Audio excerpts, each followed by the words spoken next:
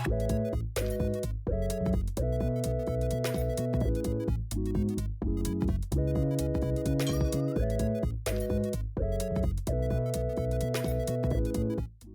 guys, and welcome to Get Live Podcast Kunai. I'm joined with the awesome Kevin. Hey, what's up, guys? And the ever so awesome Joe. Hi. Okay, it was just a hi today. And today we're going to be talking about an anime that's near and dear to my heart. It's World God Only Knows. So, for you new folks, Get a Life Podcast Kunai is a monthly anime discussion podcast under the Get a Life group. Due to the nature of the discussion, we can't avoid spoilers of the show we're discussing. So for those new shows that are based off of an existing piece of work, whether that's a manga, a light novel, or some other media form, we aren't covering the source material for those, just the anime itself. It can be found on Stitcher, Apple Podcast Store, and Google Play. If you'd like to recommend a show for us to watch to make an episode of Kunai on, send us your suggestion on Twitter at Get a Life Podcast, or by leaving us a review for your chance to win a 3-month subscription to Crunchyroll Premium. If you want to watch this anime and keep up to date with what we watch for Kunai, you can support us by signing up for our free 14-day trial of Crunchyroll Premium for everything anime by using the link www.crunchyroll.com/kunai. And you can also support us by checking out lootcrate.com/kunai. You can get 10% off at checkout if you use the code kunai. So basically, The World God Only Knows is the anime that we're watching today. It's an anime series based on the manga with the same name. I believe it was in a weekly Shonen Sunday magazine or something like that. It wasn't a Shonen Jump, but it was like another similar Shonen magazine. And this anime, it's 12 episodes. It aired in, I believe, October of 2010. So for that autumn season, and it was animated and produced by Manga, R.I.P. The guys that brought us Gangster, and I don't and know. Samurai Champloo and Ergo Oh, I forgot about Samurai Champloo, but it's No, when I found out that the World God Only Knows was made by Van Globe, I something inside me just dropped. It's upsetting, isn't it? No. Yeah, because it's kind of like it kind of came back, like the feelings I had. It's when like Van Globe going went through down. a dead man's diary. It's just. It's just sad. That's exactly it, Kevin. It upset me at first, but when I watched the show, it was way before Manglo died. Did you watch it when it aired? It's a good chance to get into my first impressions actually. That was such a smooth segue, Bish. That was so smooth. So smooth. You made it smooth. Smooth as I ice. didn't. So yeah, basically, this show was suggested to me by Daniil. This was actually another Daniil suggestion. My boy Daniil Senpai. I think we wouldn't have half of the episodes on Kunai if it weren't for Daniil. That's true. Well, a third really, but because fun fact, most of my suggestions on Kunai were Daniil suggestions, and I think this is the last one. This is the last of the Daniil suggestions because this was the last anime that Daniil suggested to me. Because I remember there was a time where I was really heavily into Galgay. But why did he stop suggesting shows to you? He was just too busy. What happened, man? We had a love spat. No, I'm joking. I think he's studying medicine, so it's he doesn't have the time. Shit, Yeah, he doesn't have the time for anime, so yeah, it kind of takes. Yo, we need a Grey's Anatomy anime. Well, we got sales at work, so it's close enough, man. It's just. But it's close enough. It works. So basically, during the time when I was watching it, I think it was around 2011, maybe 2012 summer. So he suggested this to me after Golden Time, and he noticed that I bought a PSP. I was playing some Japanese games on it, like Galgay and stuff. So I was playing the Toradora VN, and I was playing the Oremo VN, and all these other kind of visual novels and stuff. And he was like, oh, Bish, you should check out World God Only Knows because you're into Galgay. You might enjoy this. So maybe he was trying to hint at something. He was trying to say, Bish, you need to stop playing these weird Japanese games or whatever. But, it was... maybe that's what it was. I feel like he suggested that because he wanted me to get it off that. And I think since then, I was immediately hooked from its premise, Because it was just so relatable. It was relatable to me, and I was like, "Oh man, I want to be." I want to be Keima. He's the god of conquest, right? And I don't know, man. Just the comedic moments in the show kind of got me entangled a bit more. I treated it, as a show where I can switch off my mind and just enjoy. And I just know I find that it was enjoyable in that sense. So that's where I got my first impressions. That's what I have to say about it. What about you guys, Kevin? Right. I mean, for me, it was really the premise, right, that got me, because I always found the premise interesting, right? So it's been on my to-watch list for a while, right? It wasn't something that, I discovered because you suggested it for Kunai. I was eventually going to get to watching this show, right?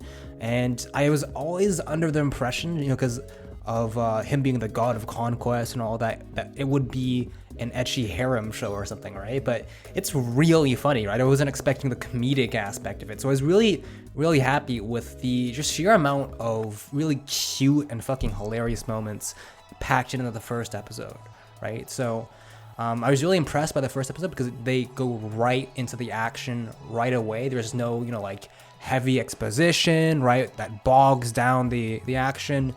You just jump into the thick of it along with Keima, right? And you discover the universe along with him and Elsie, right? But at the same time, from the get-go, I was also kind of worried about the speed, the pacing of the show and what it would be doing to the relationships, right? Because I was like, okay, so his mission is to make as many people fall in love with him as possible, right? So if his objective here is to do as many people as possible within the first season, is there going to be any depth to the relationships, right? Are you going to have any personal, attachments or connections to those love interests, since there are going to be so many of them, right? And the fact that they lose their memories immediately after, right? I was like, damn, those three things, the speed, the lack of a connection to the characters, and the memory loss, the amnesia being a problem, right? So those are the three worries I had from the get-go, despite the first episode being very solid, right? But other than that, I was like, okay, you know what? It's an interesting premise. It's pretty funny. I'll see where this leads me, right? It was really, again, the premise that kept me on, because honestly, for the first episode at least, I wasn't too impressed by Keima. I was like, he feels pretty typical for now. So it was just more so my curiosity of seeing, how the supernatural is going to tie into the show that, kept me motivated going through the show. Okay.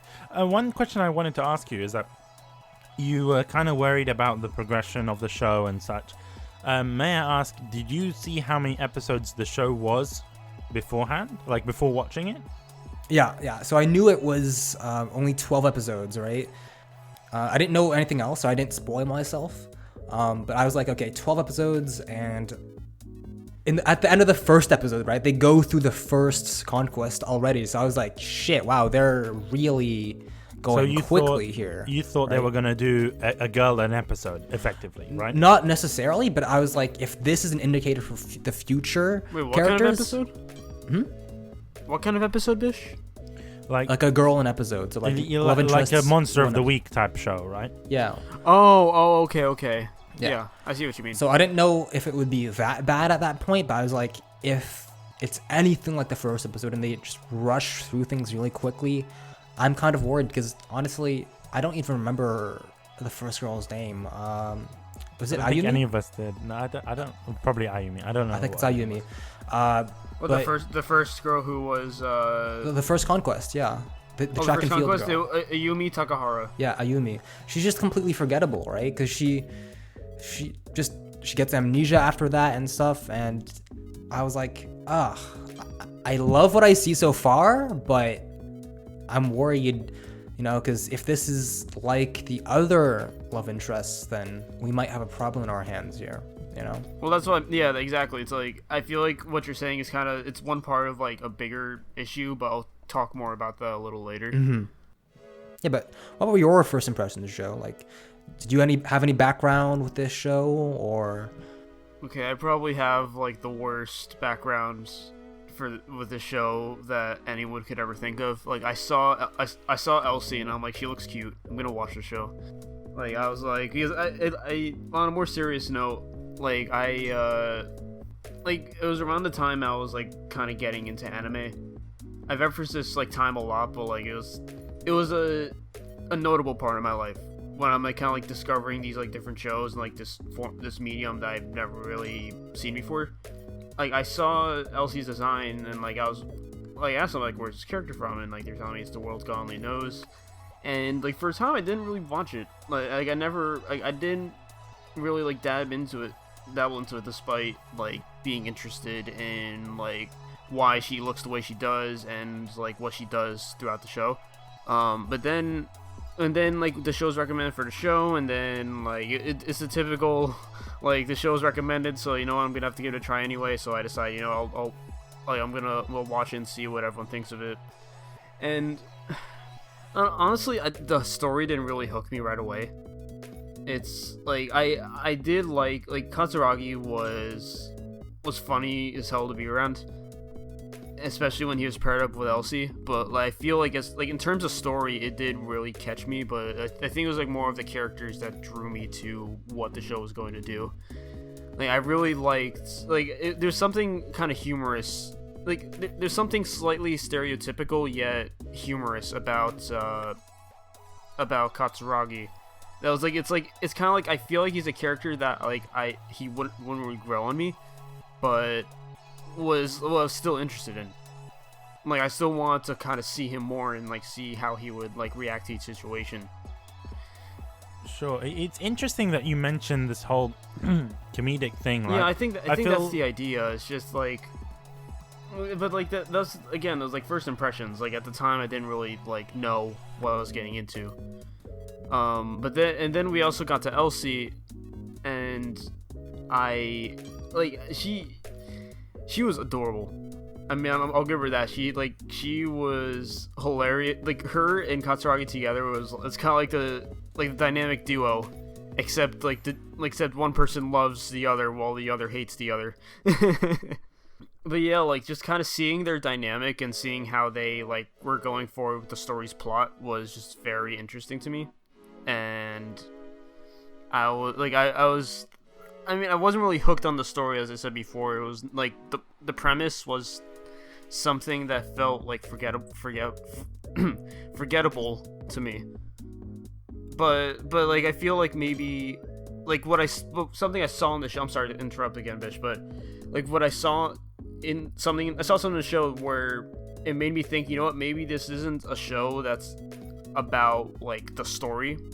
Maybe it's more about the characters and how they're integrated into the plot and how they overcome what they go through. And that kind of pushed me to watch more and more of it. It's interesting that you mentioned those comedic moments right from the beginning in their first impressions, because I find with this show, a lot of people get into it because of the memes based around it, right? I find it's funny because this show is a 2010 or 2011 or something, and to this day there's so many memes about it. You know, that Elsie crying meme on the table. It's because like the art style lends itself so well to that, you know. Just no, of course. Specifically Elsie, just they did a spectacular job, I find, with Elsie's facial expressions in particular, you know. It definitely gets its shots done well. Like it definitely gets its shots done right, rather. There's something about it where if it's when they animate it in a goofy fashion, like it just kind of complements the animation style. One thing that I did want to mention is that even with like particular scenes, right? Like the whole Baka scene. Like if you type in Baka into YouTube, what's the first thing that comes up? It's that scene with Baka! You know the Shiori meme, like, oh yeah, Baka!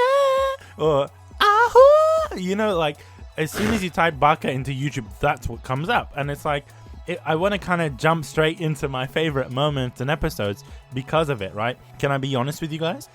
It's the episode 9.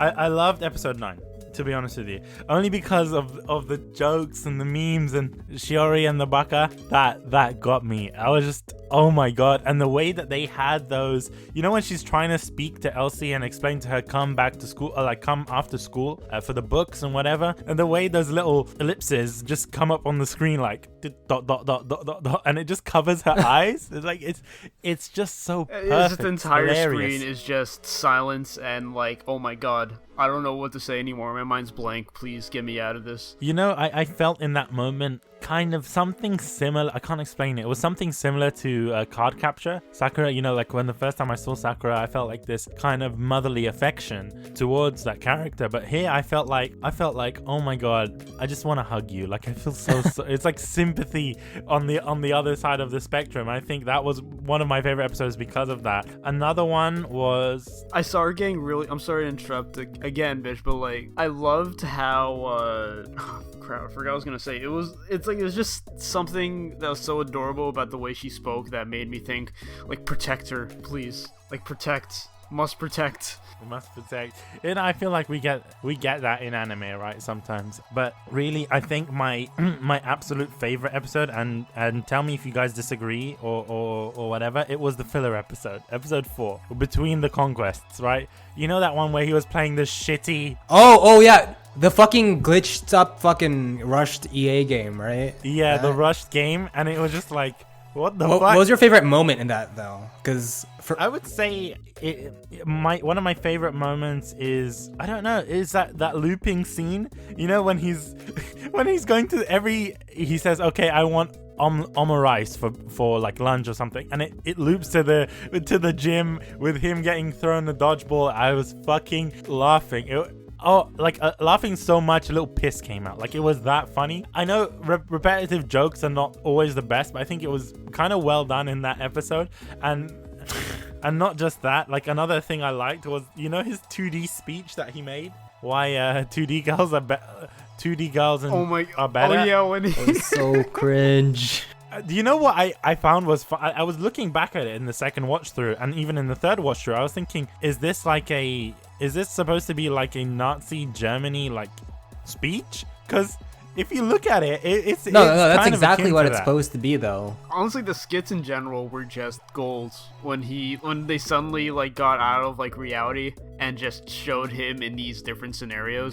It's kind of like those Family Guy kind of cutaway gags, right? It's similar, yeah, but it's kind of like, it's like there was something about it that just made it was just fulfilling, like seeing something like that and then like hearing him talk about his plan, because he'd make a comparison, and like when you heard him say like, let me teach you something, you knew like a really good moment was gonna come after, and it was great. It's great. Yeah. I can't deny that. Yeah, so that was one those of my moments were fucking was great, but right? I can't believe you didn't mention this one moment though, where Elsie. I sympathize more so with Elsie rather than Keima in that episode, because she was like, Keima was like determined to just, you know, plow through the game no matter what, right? But Elsie was she just tagged along. She didn't want to be there, right? And there's that one moment, right, where she's like, yes, you got through the loop, right? And he's like, wait, no, there's the rest of the game, right? And she's just like fucking aghast, and there's a fucking blimp in the background that says, oh my God, or just What? like fucking slapstick moments like that. I didn't see that. No, what? They're outside on the bench, right? And it's super dark out, and she's like, can we go home yet? I'm sorry, but do you remember how he got past the loop, and then after that he encountered a bunch of like gibberish in the chat? Yeah. And then basically Elsie was just like, oh my God, this shit again. Yeah. Please don't make me go through this again. I didn't see it. I didn't notice that, man. I was just too invested in... I wanted to see what the picture was. I want to show you my picture. She never fucking showed the picture. Like, I would have wanted to see that. Too. No, I think back to what you were saying before, Bish. It was, I think something I found even funnier was when he, like, you know how he was like looping back and forth between like trying to eat something and then like getting hit by volleyballs, right? It's like after, like, and then there's a scene after that where he finally gets the right meal, and then he makes another wrong choice, and then he just keeps getting hit by volleyballs. That's what I liked about it. It's just, as Kevin said, it's just slapstick comedy. It's sometimes it does get a bit repetitive, but it's just like I said, you just shut off your brain and it's like, it's great. It reminds me of like Nichijou in some yes ways, you know. You know, Kevin, I find also that there is a lot of similarities to Nichijou in the sense that there's a lot of slapstick comedy. The fact that it's structured in like one episode is structured into like 4 parts in most cases, or these cutaway gags that are pretty similar to Nichijou as well. Yeah, because it feels really self-contained, right, in its format as well. Not so much as Nichijou, but it definitely feels more so at the beginning. I was under the impression that it feels like a comedy more than it does romantic show, you know? Yeah, I can see what you mean, but I feel like even with the romantic moments, like there were still a lot of times where it was like romantic comedy levels of like comedic. But other than that, what other episodes got to you? I would say another wasn't really necessarily an episode. It was more of an arc that I want to discuss, and it's the canon arc, right? It's not because of. I think that's probably my highlight in terms of. I think we might have differing opinions because of it, but I didn't really care for Canon as a character in any sort of way the first time watching, or I didn't really care for that arc to be honest with you. I didn't like the appeal of, oh, she learned something and now she's not invisible anymore. I didn't like. What I enjoyed was the music. That's what made the arc enjoyable for me. I like the. What was the idol arc? The music that went along. I've been listening to a lot of it. My Me Idol. That song, or what was the other one? Happy Crescent, or what was the other one? There was another song. I honestly can't remember the names. Honestly, I can't. I'm not gonna move on this point until I remember it. Okay, we'll see you in like the next half hour. You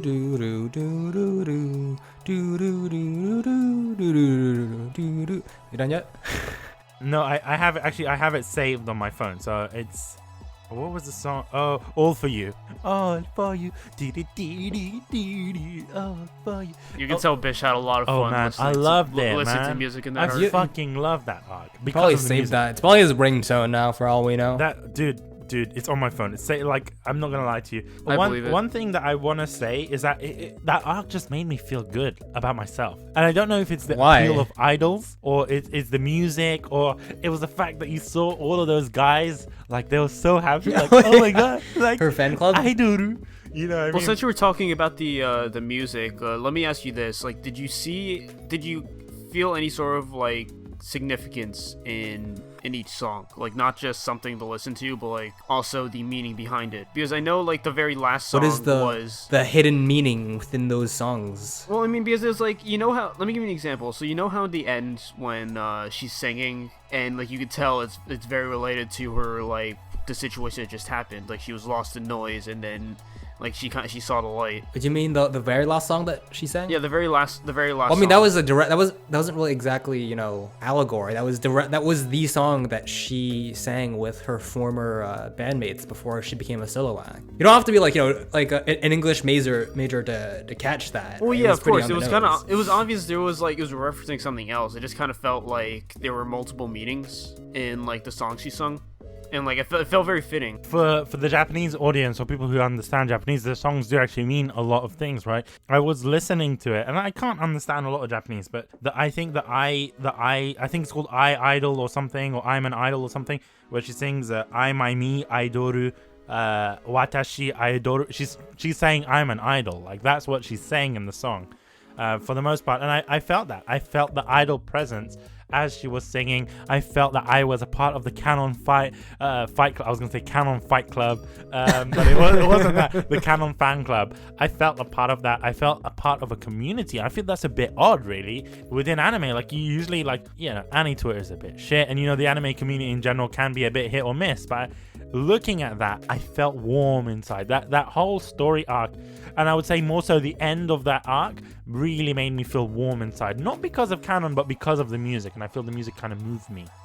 I see, okay. I think you're doing a disservice to the arc, though, because sure, the songs were pretty catchy, not gonna lie. Now that you remind me of it, yeah, some of the songs were pretty catchy. Not stuff that I would save onto my phone, mind you, but it was nice.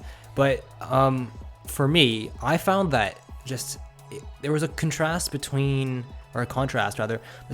Kenon's arc and the other girls, because again, it was the only time where I felt like the supernatural actually sort of intervened, with her literally turning invisible, right, learning to fade away from existence, right? So it was one of the few arcs where you were reminded that, oh, hey, there's this supernatural aspect to the show, right? Like at the beginning, I was kind of hesitant about Kenon, just because her personality seemed to boil down to, she couldn't accept that not everyone knew her, right? She was insecure about her popularity, right? There was the clash between her her facade as an idol and who she really was. So it was your typical, like, what was that one chick from Persona 4, the idol? What's her name again? Rise. How can you forget your own best girl? Hey, no, I remembered it the last second, but Bitch, this is gonna be Kevin's last episode. wow. Okay. Why? Anyways, Why is it wait. Why is it Kevin's last episode? How could you forget Rise? I can forget Rise. I want to forget Rise. What's wrong with you? Anyways, as I was saying, she felt like a poor man's Rise for her first 2 episodes, and at the end, okay, episode 7 is one of my favorite moments because I'm not gonna lie, the ending got me. And not because of the songs, but it's really the emotional connection, right? Because I didn't really care for her connection with Keima, because I don't really feel that she had much of connection with Keima. It was really her connection to her friends, to her past, that hit me in the feels, right? Is because it's revealed that before she is part of this group of 3, right? And she was a side singer, right? She was they're both supposed to promote I think it was Lemon, right? Or Lime, there we go, Lime. And she got so popular that, her 2 friends were kind of forgotten and they drifted apart and stuff, right? So just her anxiety and her guilt over what happened to Lime and, her groups is what ate her up on the inside. So just seeing the flowers that her friends sent her, right, and seeing her at the very end, sing one of her old songs that she never sang before for years in an empty stadium, just scenes like that, man, it really got to me, right? Because I'm like, okay, she's made peace with her past, with her demons, right, and she's ready to move on now. It wasn't really the romantic aspect with Keima that I found very interesting. I just found that her personal struggle and, coming to terms with her friends and reconciling with them is what made that moment special, right? It was something that I found was unique, right? That made it stand out from the other arcs and the other girls. Yeah, that's why I think that Kanon's arc is the best, honestly. I can't say the same for the last arc, right? For example. One arc that I also want to give a shout out to is, because you mentioned favorite arcs, I would say my most favorite arc is the Mio arc, only because I related to that, and I think I really want to discuss that arc more so. The Mio Ayama? Yeah, Mio, the rich girl, right? Yeah. I related to her in some way, so I kind of enjoyed that arc, but I'll get to why I enjoyed the arc because it's very more based around her character later on. But I want to know, Joe, what was your favorite moments, your favorite episodes and arcs in this anime? I would say, I don't really have a particular favorite moment, but I think my favorite episode is the same one you described, Bish. It's the one where he's trying to play through the broken visual novel. Because it was like a breather from the main story, and it also it was good filler, I'd say. It was something that was very entertaining. Why would you say it's good filler though? Just honest question. It's because it's it kind of gives it doesn't interfere with the characters. What do you mean by interfere with the characters, though? Normally with filler, the characters will sometimes deviate from how they were in, the main story. And I feel with, this filler, it was more or less untampered with. It felt like another episode. It felt like just another episode of the show. It didn't feel like anything that was, foreign. Didn't feel like anything that was out of place. That's very interesting, actually. I also want to answer your question, Kevin. You mentioned why do you kind of like the filler? Why did it not feel like fillers for me as well? But I have a kind of different answer to that. Is because we kind of got to see Keima a bit more. We got to see Keima in his natural environment. We got to see him become this conqueror, right? In game form, and we understand why. He explains why he's not going to give up on this game, because people worked hard on it.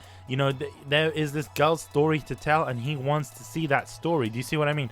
So that kind of made it for me not even feel like filler, because I got to learn more about him, and I feel that it kind of helped me understand Keima as a character more and how he deals with these characters as conquests, right, within the show. So I didn't feel it as filler. It's not like this kind of Naruto filler, where it feels out of place and forced. Yeah, it doesn't feel like forced filler. It doesn't feel like they're trying to promote something or whatever. It just standard filler, and I feel that it could have just worked. Like, do you know what I mean?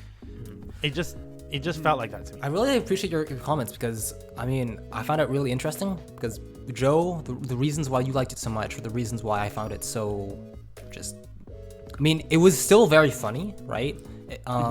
But in terms of the characters, right, I was pretty disappointed because... How so? I like what you said, Bish, right? You said that he was developed and stuff. And that's true. Now that you bring it up and I think about it, yeah, Keima was developed. But the reason why I was so disappointed is because, not in my opinion, good filler is filler where the story might not advance, but the characters still get fleshed out.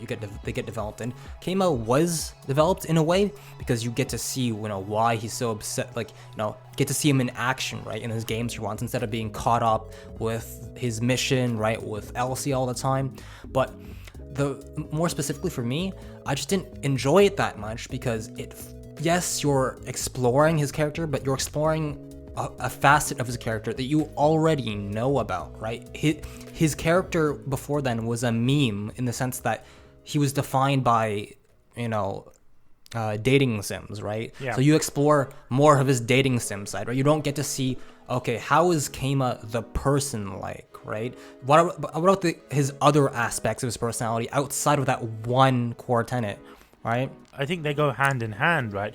Because he says it to himself. He says, life is just a bad game.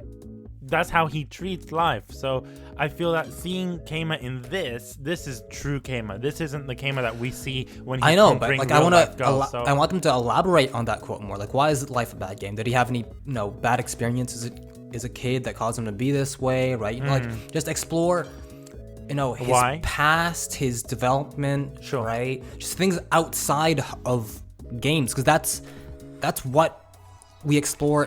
That's the side that we see in the regular episodes something already. You'd see more in the main story though, not like in filler.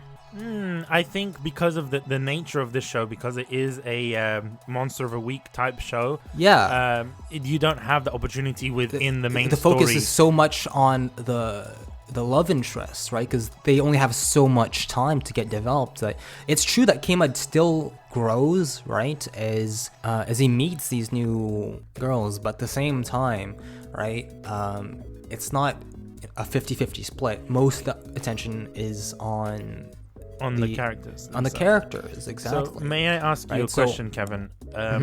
With Keima, right, would you have preferred that they explained why he's so fascinated with games, or what kind of drew him to that? Not even that. I was given an example, right? I don't care if it was something else about his life, right? Because I'll go to my notes, right? And on my notes for Keima, I have one line on him. And that line is, I still can't say I take him too seriously. I have one line, one single comment on the main character of the show, and that's saying something. Because I felt that, up until then, I was like, okay, maybe we don't really get to see him, see other aspects of his personality. Maybe he's so one-dimensional because they're forced to concentrate on these, on the love interests, right? So I can't really blame them, right? So the filler came, and I was like, okay, now's his chance to shine. Now's his chance to evolve, break out of his shell, and become something more than just, a gaming meme, right? Because I don't care that, whatever. Okay, he's obsessed with games.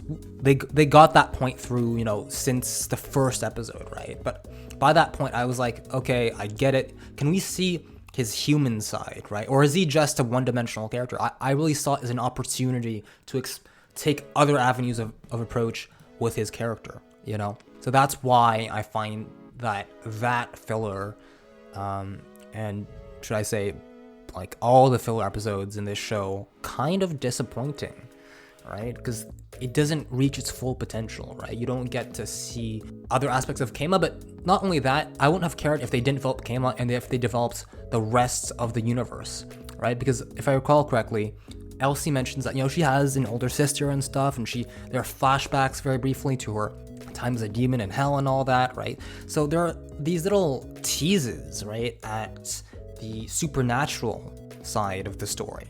Kevin, right? I don't want to kind of say that your prayers would be answered in season 2, but they would. I know. So that's actually very interesting because Bish, this was the first time that I watched the show for Kunai and took notes on it with a friend by my side, and he already saw all 3 seasons, right?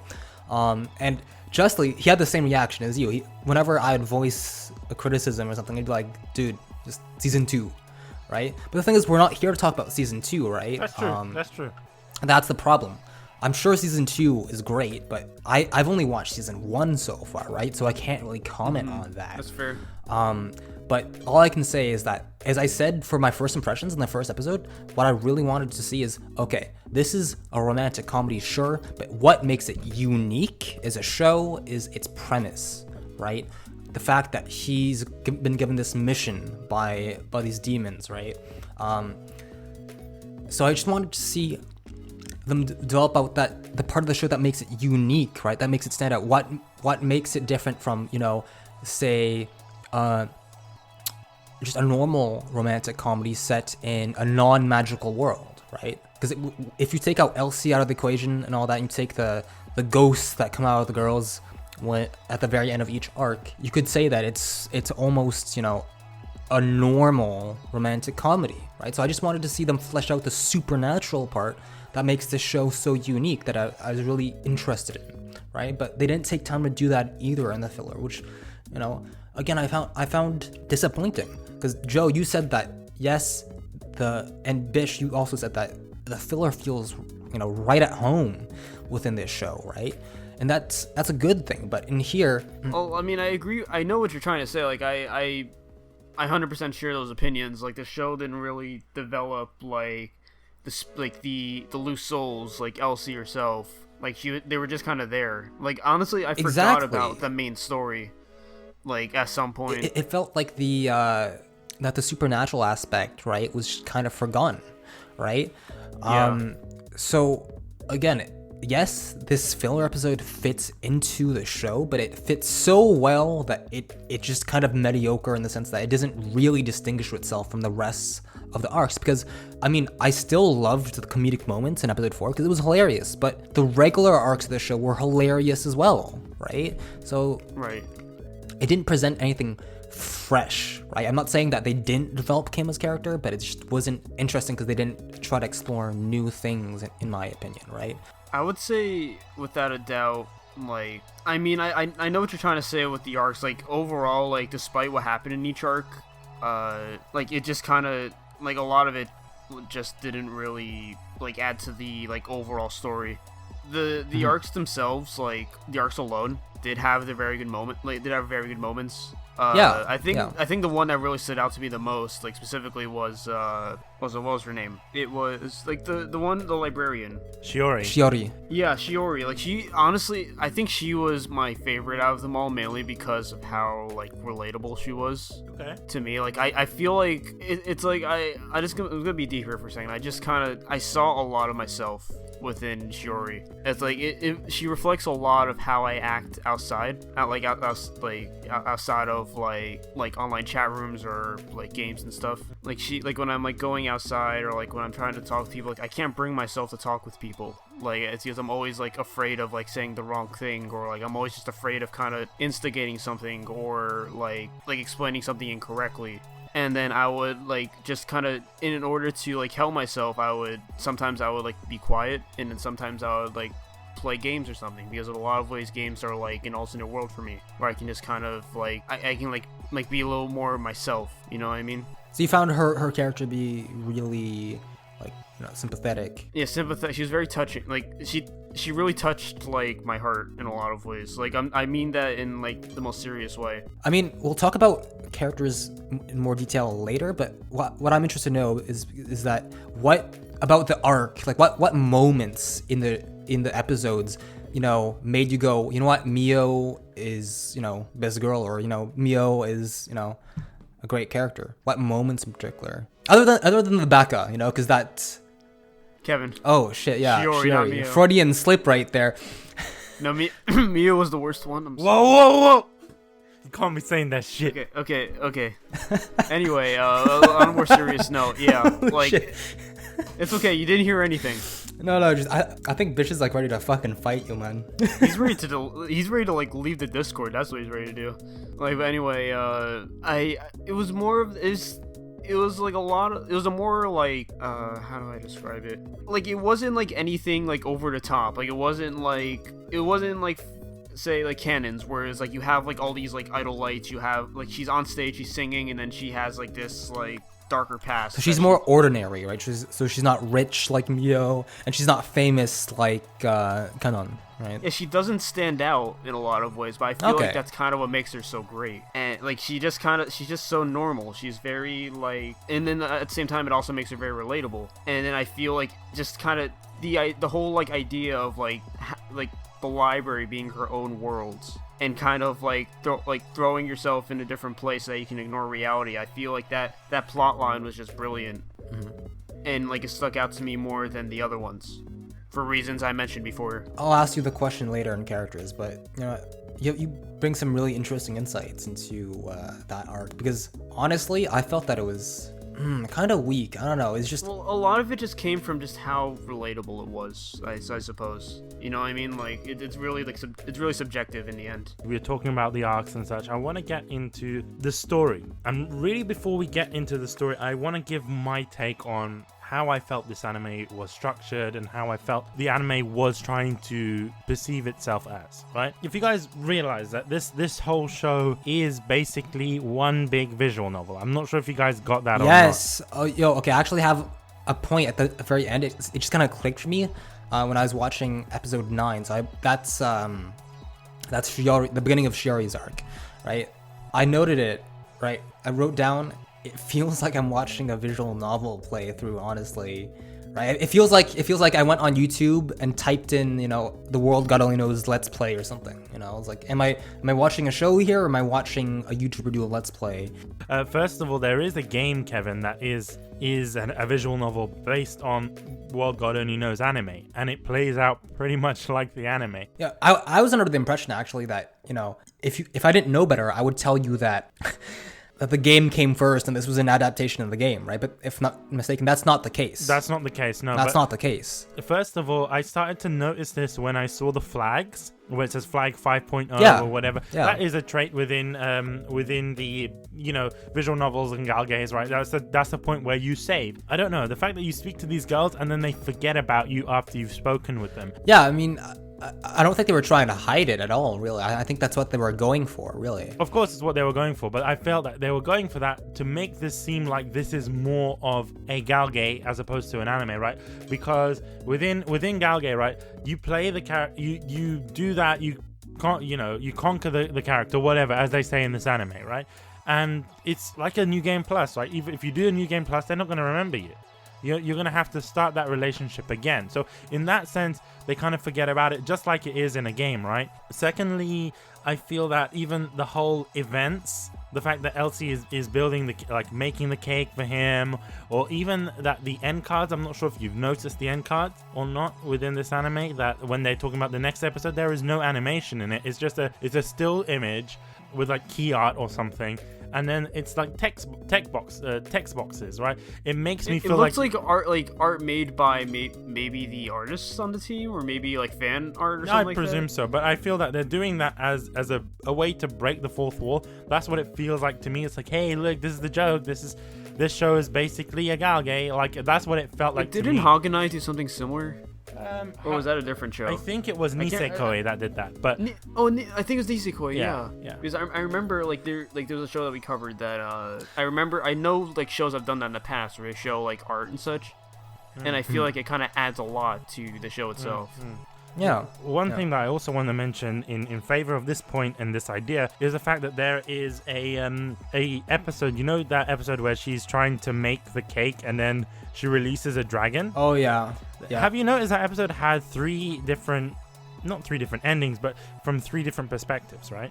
From 3 different character perspectives, and that's what you also find within galgay. Sometimes you play a visual novel and you will play the same sort of scenario but from a different character's perspective, and it is quite interesting the fact that they've done that. Like if you've noticed the flags in between the episodes, like it changed, like the flag literally changed. Like I think it was 9.5, not 9.5, but I think it was 7.5, 7.2 or whatever. Do you see what I mean?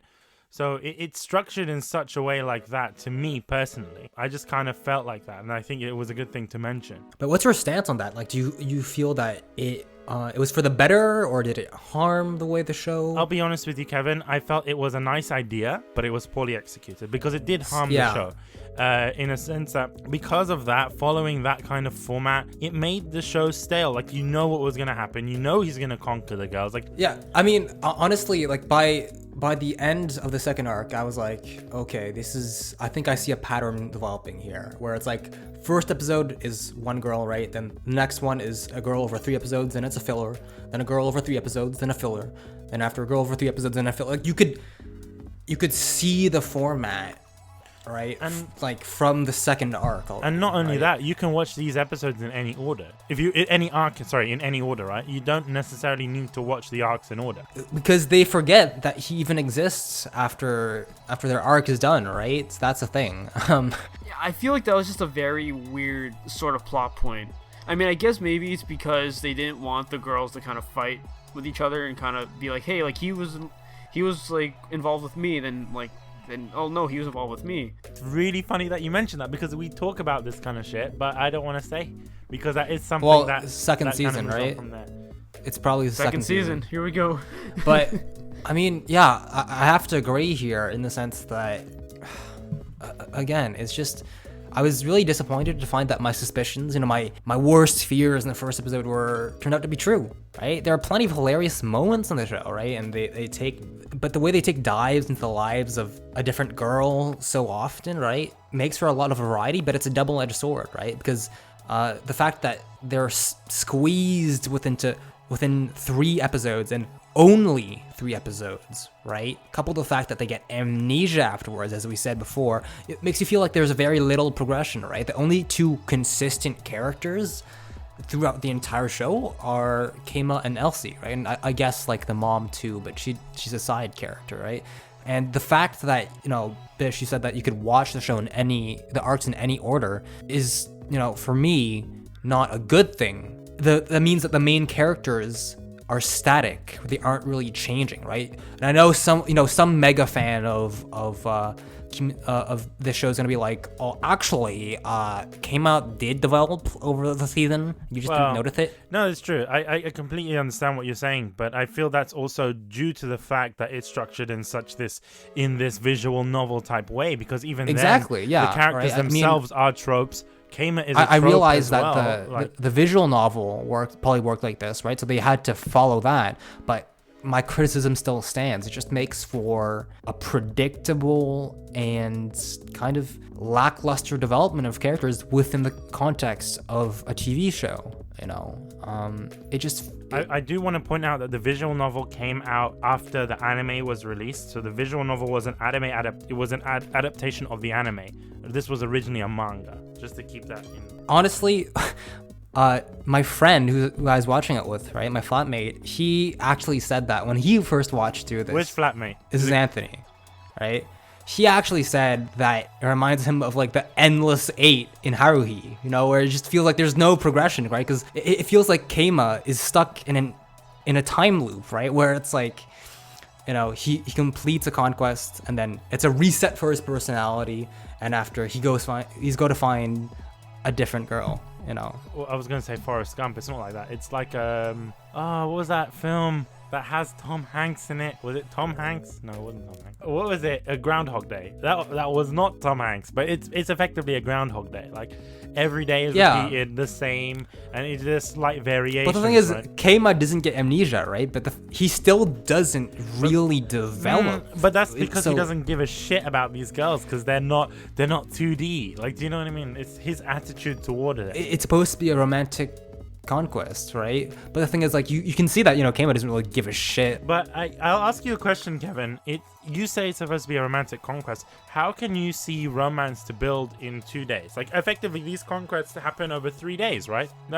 How can you expect someone to fall in love? The very format in that of the, not even the show, of the story of the manga itself is kind of like it's shooting itself in the foot, right? It's so constraining, because even if, right, supposedly these girls fall in love with him, right? Because that's the condition for the demons to come out, right? Is if they fall in love with him and they come to peace, they make peace with their demons, right? No pun intended. They'll come out. But there was nothing. They never said that he had to fall in love with them, right? So if he doesn't really give a shit about those characters, I'm like, why the fuck should I, right? And not only that, right? If the characters were super interesting and well developed in their own right, then I would have been fine for the most part, right? But I find that with this format that they've chosen, right, where they're trying to emulate a visual novel, right? Clearly, every single arc of this show is supposed to be like, going down this tree for a specific character in a VN, right? The problem with that is, just like in a VN, if the character is shit, that tree or that timeline is going to be shit as well, because everything is centered on them, right? They're putting all their eggs in one basket, so to speak, right? It's all resting on the love interest. And if the love interest doesn't interest you, then it's like, fuck, you're not gonna really enjoy your time in that arc. Sure, I kind of want to ask you another question going on that point. How do you think this would have been resolved in terms of structure? Do you think they would have moved away from the VN? I think they were kind of fucked, honestly. Like it's a criticism, but it's not really one that I voiced at the studio this time around, because again, they're doing an adaptation of a manga and they have to follow that, right? But it's just, perhaps it's something that works for the manga, but not for the show. So then, but how do you think Manglobe could fix that? Like, that's what I'm saying. I don't know, they can't fix it now. I honestly don't think that... Oh, hashtag too soon. Too soon. Too soon. No, do you think that they should have done it so that the show was 24 episodes and they put more emphasis on those characters? Because I've noticed that they've done individual OVAs for each character, right? Do you think those OVAs should have been included into the series and then you would have got more characters? I mean, like, if they were to do, I'm sorry, Kevin, I really need to interject there, but like, if they were to do 24 episodes, then they'd probably have to restructure the story as a whole, because I honestly wouldn't want to go through 24 episodes. Yeah, no, I would drop this shit like fire if it was filler 3 episodes of love interest, filler 3 episodes of love interest, that same exact mathematical mold of a format, I would have been like, nah, fuck this, I'm out. And that, and like the fact that they didn't really develop again, like I said before, the loose souls, like Elsie herself, where she came from, they didn't really talk about that all that much. Yeah, we got 24 episodes of that. You have to keep the audience on their toes, right? You want them to keep them excited for every episode that comes out, especially when it's airing, right? Because I was already kind of grinding through this, and that's when I had all 12 episodes available to me. If I was watching this live, right, and I noticed the exact same formula pop up for the plot structure again and again and again, I'd be like, no. If there's nothing interesting, no twists to keep me on my toes, keep me interested, right, no new characters that are thrown into the mix, then I'll just get bored, right? Because it's not, again, perhaps it's because I was expecting this to be like a harem, right?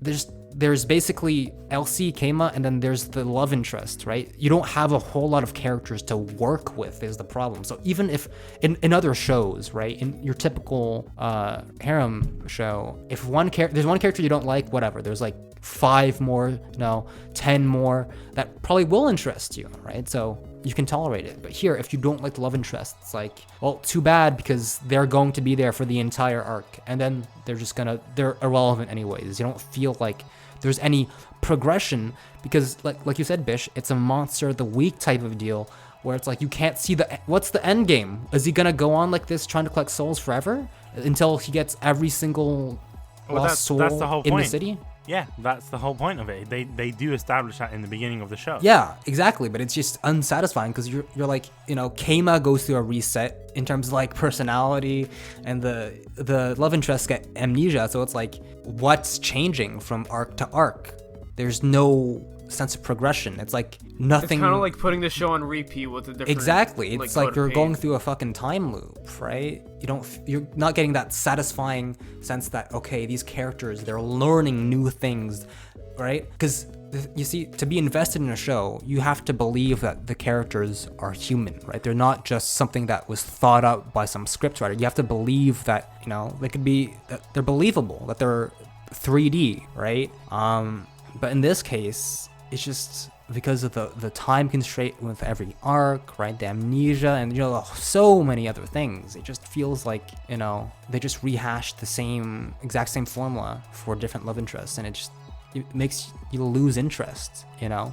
And to answer your question finally about what could have Manga done differently, honestly, I don't really blame Manga, because if the manga's like this, they're kind of forced to follow that, right? If the manga's like that, you don't have that much artistic freedom within an adaptation. In such a way, right? Like, there's other studios like, for example, Kiyoani, right? Like, they've done a lot of slice of life type shows that don't necessarily have the best story or any story at all, like K-On! Or Nichiju and stuff, but they pulled it off. So I don't know. I still feel that there is something that they could have done. I don't know what it was or what it could have been, but I mean, yeah, okay. By that logic, yeah, they could have done a better job. But I thought that the question you're asking me is, could they have done a better job while being faithful to the manga? And I don't think that would be possible, honestly, because even if, let's say, hypothetically, it was 24 episodes, right? I wouldn't watch it, but hypothetically, if there were 24 episodes to the story, right, and they gave the characters even more time to develop, right, and Keima does actually fall in love with them and shit, right, I don't know if I'd be interested, because I feel that I'll get into this later, but a lot of the characters are so one-dimensional. They feel like their entire character is built off of this one cliche, right? You don't really see other aspects of them. That's an interesting point that I really want to get into on characters. But before we do that, Joe, what do you think about the story? I mean, I kind of sprinkled it. I kind of sprinkled my opinions a little bit during that discussion. Just a little bit of spice and like some paprika, but the story, it wasn't anything memorable. I'm just gonna be blunt with it. It wasn't memorable for me. I didn't really like it. I was really more interested in the show for its characters and how they interacted with each other, and like their development, like the way they kind of had that self-growth. It's one reason why I loved a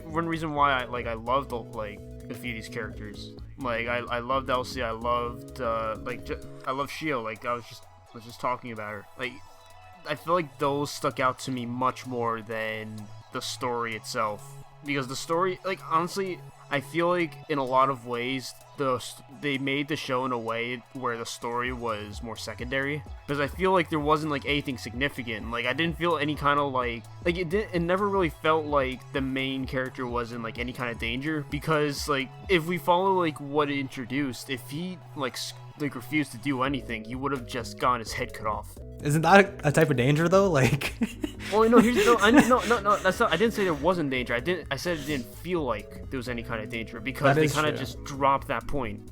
It was quite abrupt, yeah. It wasn't exactly a race against the clock, other than with like Kanon a little bit, but like yeah, they introduced. For the other ones, I feel like they introduced it for the sake of having some kind of plot, and like for the sake of giving the character a reason to like go to these, like to find these girls. Well, there's no way out for him. Yeah.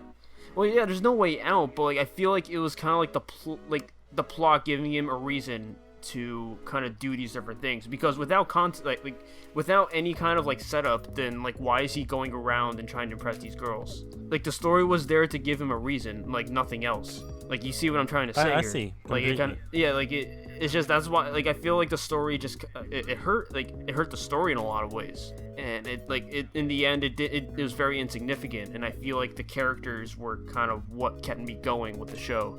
And it wasn't like just kind of seeing what was going to happen next and like very interesting plot. Actually, because you know I kind of want to get into characters now that you talk about that, Joe, because you say that okay, maybe they weren't trying to focus on the story so they can focus on the characters instead, but honestly even the characters I'm like they're completely like they're forgettable, right? As much as I love Elsie, right, she's fucking hilarious and cute as hell, but like at the same time there's not much else you could say about them, right? I found that for a lot of the characters in this show, I only have like 1 line or 2 lines about them in my notes because I was like, trying to find something to say about them, but I realized that, the show doesn't give you much to say about them. You only see one aspect of them, and that's like the only aspect. It's the only flavor you're gonna get out of them. That's true, and I completely agree with what you say. Even in my notes, I didn't write much about the characters themselves,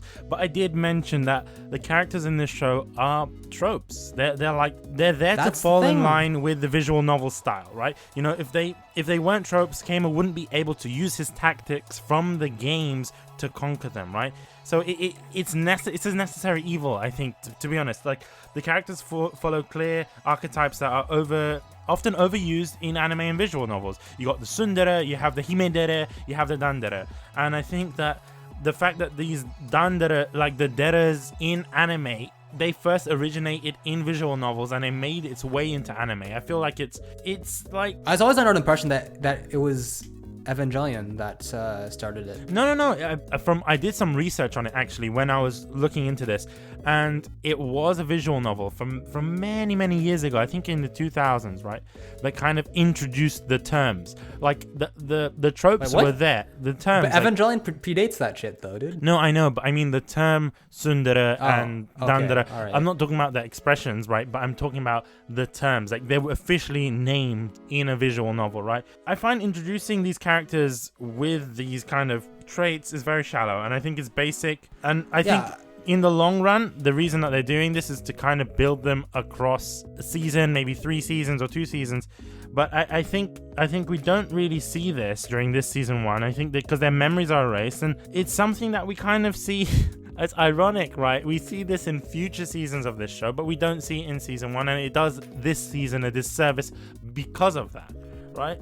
It feels like a 12 episode long setup for season 2, because I'm being told that season 2 is really good, right? But I still can't excuse the problems. I mean, it shouldn't take a whole season to set up like an overall plot. Yeah, like, I'm sorry, people in the anime community, they drop shit. They drop shows like after 1 or 2 episodes, right? Some people don't even make it through the first episode if you don't have their attention, right? So like, I'm sorry, there are very few people with the patience to grind through 12 episodes for potentially getting better. I want to play devil's advocate, right? Because you mentioned that, okay, we're going to watch season 1 of Haganai because I really want to talk about season 2. Do you see what I mean? But I find season 1 stands on its own. It wasn't, Okay, that's the difference. You raise a good point. And into that, I really want to deep dive into these different tropes, because you got, like I said, you got the Imoto, which is Elsie. She can't cook. I get it. She's cute and ditzy. And it's like, for the most part, her own life is on the line too, and I think in a way she sees Keima as a god, right? Because she's like, effectively, if he succeeds, he saves her from death, right? So he's basically her salvation, and it kind of brings that Kami-sama into it in a bit more detail, because effectively her life is in her hands. He is playing the role of God, whether he likes it or not, in multiple different ways. And I think it's odd in a way that she's a demon. That's one thing I wanted to mention. Like, she doesn't seem like a demon at all. I wouldn't have believed it. It goes back to what I said before. Like, there's just no development for her, like, worlds, for, like, where she came from. Like, what is hell in this case? Exactly. It's like, is hell, like, this really cool place? Because clearly they have cleaning in hell. And it's like, I don't know. It seemed weird. It's like... It's like the author kind of forgot that, there was a supernatural aspect to his manga after writing it. First few pages. I know it's a little like it deviates from like season 1 talk, but for season 2, do they build the worlds in some way? They do, but I don't necessarily want to talk about season 2. There's a lot of questions that are explained, and I won't necessarily say that. But in the sense of season 1, I just want to get an idea of like whether they just forgot about it or they like they remember. I'll say this to you, Joe. Like, the world building happens over another 2 seasons. That's all I'm gonna say. Okay. But in the terms of Elsie as a character, nothing in her character style or even her design kind of screams demon to me. She doesn't do anything with any evil or malicious intent. And look, she does fuck up Keima's dad's life by introducing herself as the illegitimate dad. Oh yeah. Child. Oh, I actually remember. I just remember that part. I loved it. Where she basically calls a divorce for no reason. I love how nonchalantly she goes about it as well. Like, she's like, yeah, I'm just gonna ruin your dad's life. No big deal, you know. It's hilarious in the sense that she didn't know what she was doing. She didn't know her intent. Like, her intent wasn't to fuck up his life. No. Okay, maybe she was just because she's really naive, right? But she's naive and she's simple and she's trying to adjust to human life, right? So she literally came in saying that she was the illegitimate child from another woman. Yeah, and she wrote a fake letter to go along with it. Come on, you can't defend her that much. No, I can't. Look, I'll explain why I defend her. It's because how else is she gonna be able to attend same school as Kami-sama and live in the same house? Because they're tied to this bond. How is that possible, Kevin, if she doesn't do that? She doesn't have to be a sibling, though. She could just, Well, Kevin, you also have to consider she's, like, from another world. Like, whatever we think is, like, logical, she doesn't think that same way. So she's gonna, like, say this stuff and then be, like, not really realize the meaning behind it. And one other point I want to bring about Elsie is she's very simple in terms of adjusting to human life. It's apparent when she washes with Keima, like she's trying to take a bath with Keima because she thinks siblings in Japan do that, but it's only true of the very young siblings. Oh, yeah, no, it's because, like, if you remember correctly, she did a lot of research on Japan, but she did it on, like... ancient Japan, and it's kind like of warring like, states era Japan. It's kind of like the Hataraku Mao-sama character. I forgot her name. The one with black hair, the girl that wears the kimono in Mao-sama. Like it's pretty much the same. Like it's that kind of trope there, to be honest. But I just want to mention one last thing about Elsie. Her obsession with it's quite funny. It's like it's so innocent in such a way because it's like her obsession with the idols, or the fact that she's making friends with some gross old dudes. Like, what the hell? Yeah, you know that meme. That was amazing. You know that meme with the guys, and it's just one girl. It was that kind of meme. Like I felt like that. Like, oh my god, I was thinking something is. You know that meme, right? My god, I felt like that. Yes, I know exactly what you're talking about. Why are we talking about this on Kunai? I'm sorry, I felt like that. I was like, oh my god. It's an explicit podcast, Kevin. We can talk about whatever the fuck we want. No, but I did feel it was awkward. She just took a picture with these guys. It's like, how the hell? What the hell? And I understood why the mom got angry because I was like, what the fuck were you doing? Like, what do you guys think of Elsie? Honestly, like, I already said all I had to say, really. Like, and you said it as well. She's fucking. I just love her expressions, right? She has such a dynamic range of expressions, right? I'm just thinking of that one scene that kind of comes to mind is where she's like crying with her head on her desk, right? And her head's like this potato blob shape, right? And it's super cute. They did a superb job at making her really dynamic, expressively, and making her really cute and funny and all that, right? And even though, she is a trope, I never really, got tired of her because, she's really funny, right? It's really her dynamic with Keima that carries the comedic moments of the show, right? So, nothing bad to say about Elsie, really. Like, I wish... there was more development with regards to, her sister and stuff. Her, maybe we could find out about her, what it's like being a demon and stuff, outside of the tiny flashbacks that we got in the first season. But overall, she's a really likable and, as we saw, a very memeable character, right? So nothing bad to say, really. So she was one of the highlights for me, actually. It's kind of like it was wholesome. I'll describe it as that. She was just a very wholesome character. It's because she's so naive, right? I think that's where it stems from. It's like even when she's literally ripping families apart, right? She doesn't know what she's doing necessarily, right? She's just innocent. Kevin, wouldn't you do the same? Like, despite that, it's like I feel like she was there. Like, you couldn't really feel bad around her. Like, when she had some screen time, you couldn't really, like, feel any sort of, like, distaste or negativity towards the show. Feels so happy and sweet on the inside, like, kind of like a cake is being baked in your heart. Aww, that's sweet. It was just so sweet how she was, like, learning everything. But, Joe, like, is the cake that being, baked in your heart here, like, on a scale of, Betty Crocker box cake to, like, tiramisu, how good is the cake? How good is Elsie's An Oreo Dream Extreme Cheesecake. Oh from Oh shit, Cheesecake that Factory. sounds pretty fucking good. Oh yeah, you I better tried believe- that. I just want to say, it's a great Hashtag fucking cake. Galpumai. You know, Cheesecake Factory, if you're listening, sponsor me, man. Hell yeah, sponsor us. No, sponsor Bish and then send me like all of your cases of Oreo Dream Hell Extreme. yeah, man. No, we don't really have thank any you. like cheesecake factories up here, dude. We don't have any in London, but I went to Dubai. Oh my god, man, Cheesecake Factory there is fucking crazy. I have one that's not too far from me by train. Joe. Like it's installed in the mall.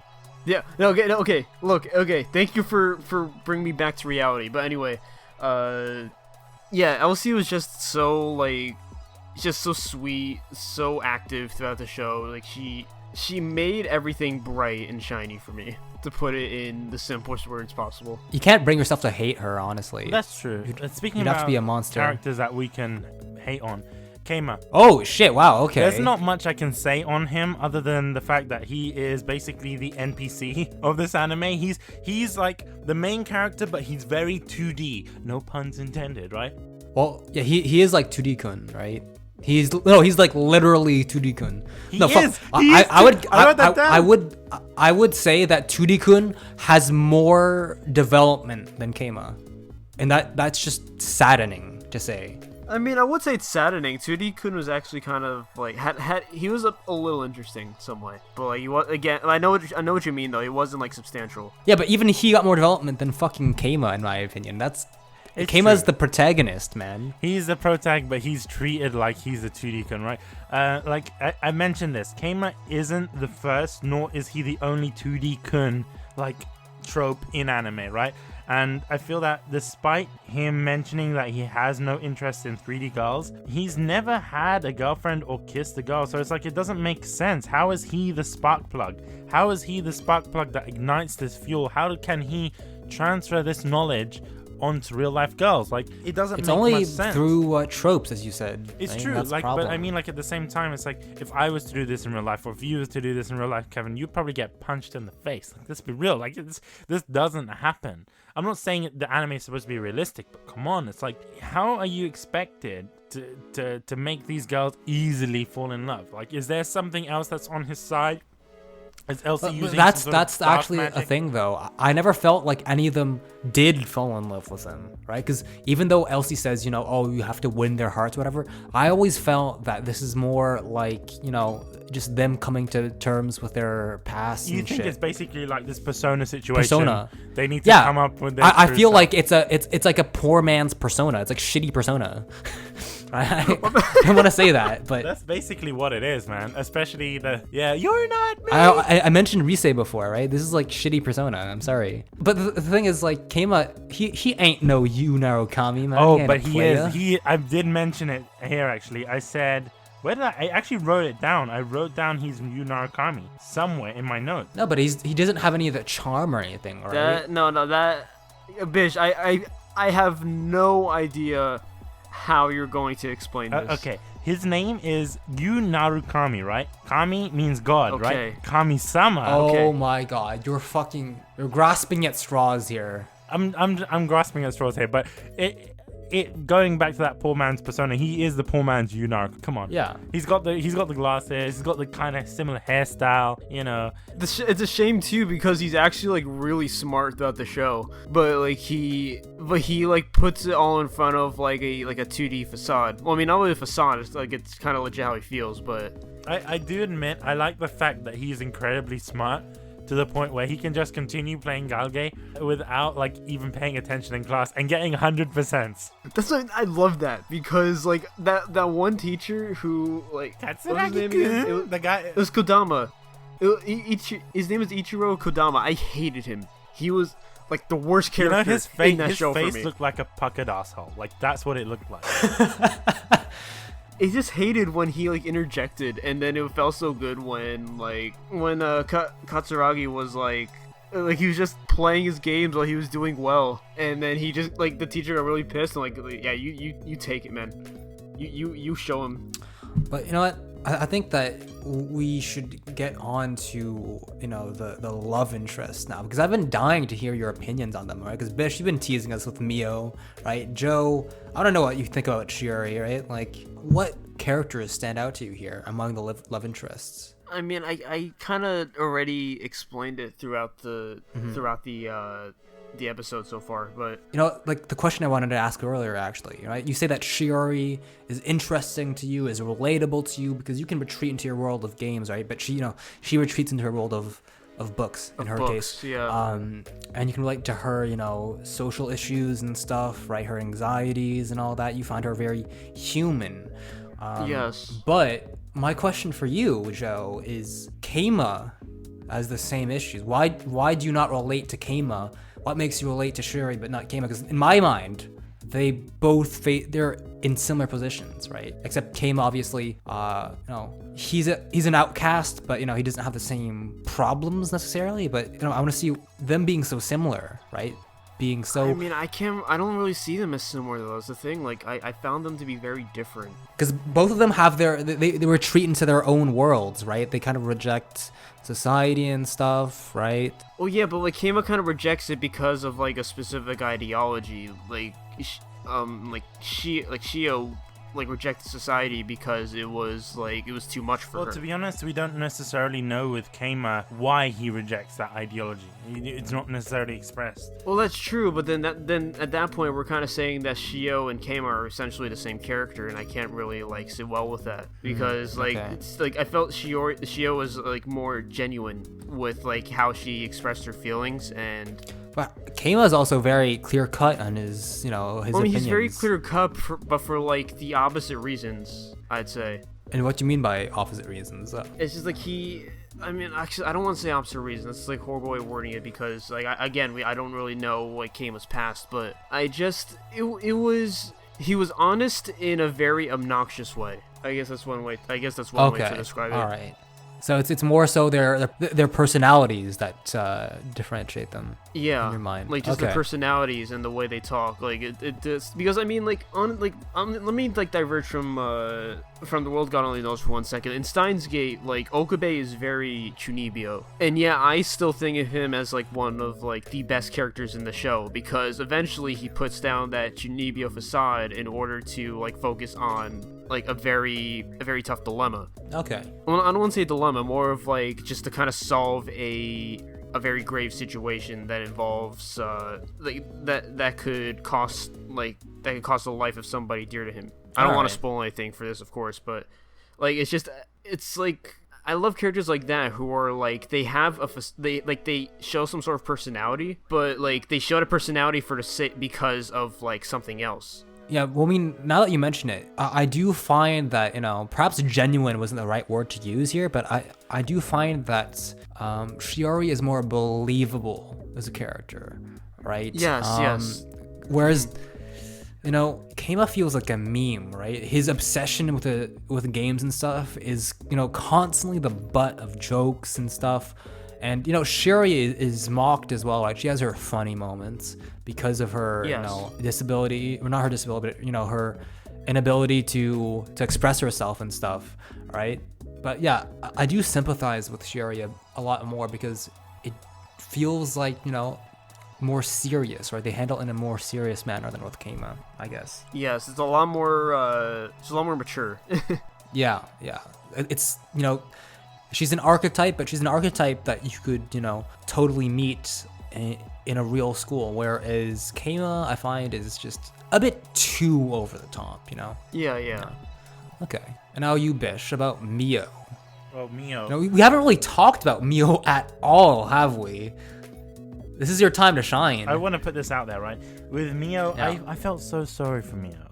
I kind of know how it feels to lose a dad. And I know coming from a wealthy family to living life paycheck to paycheck, her story really hit home to me. And I think that said, she is a tsundere, and it's and she's also a himedere, meaning that she has this princess complex and she feels like people are beneath her and that everyone's a commoner, do you know what I mean?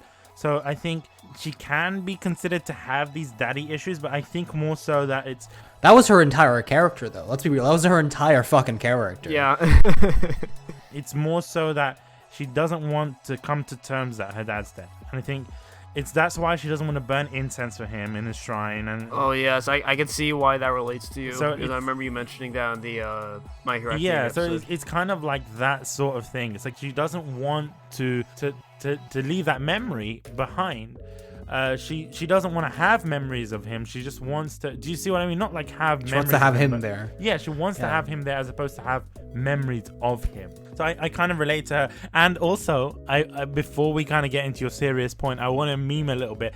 Remember in SYD, Suzu-chan. You have to be more specific from that, dude. Suzu-chan in SYD, Suzu Hagemura from SYD, Oh. the girl with the twin tails, and she's short and everything. She's a spitting image of her. They're one and the same. Effectively, they're the same character trope. Honestly, I liked Suzu more. Honestly, not gonna lie, because I can see why you relate to that character, right?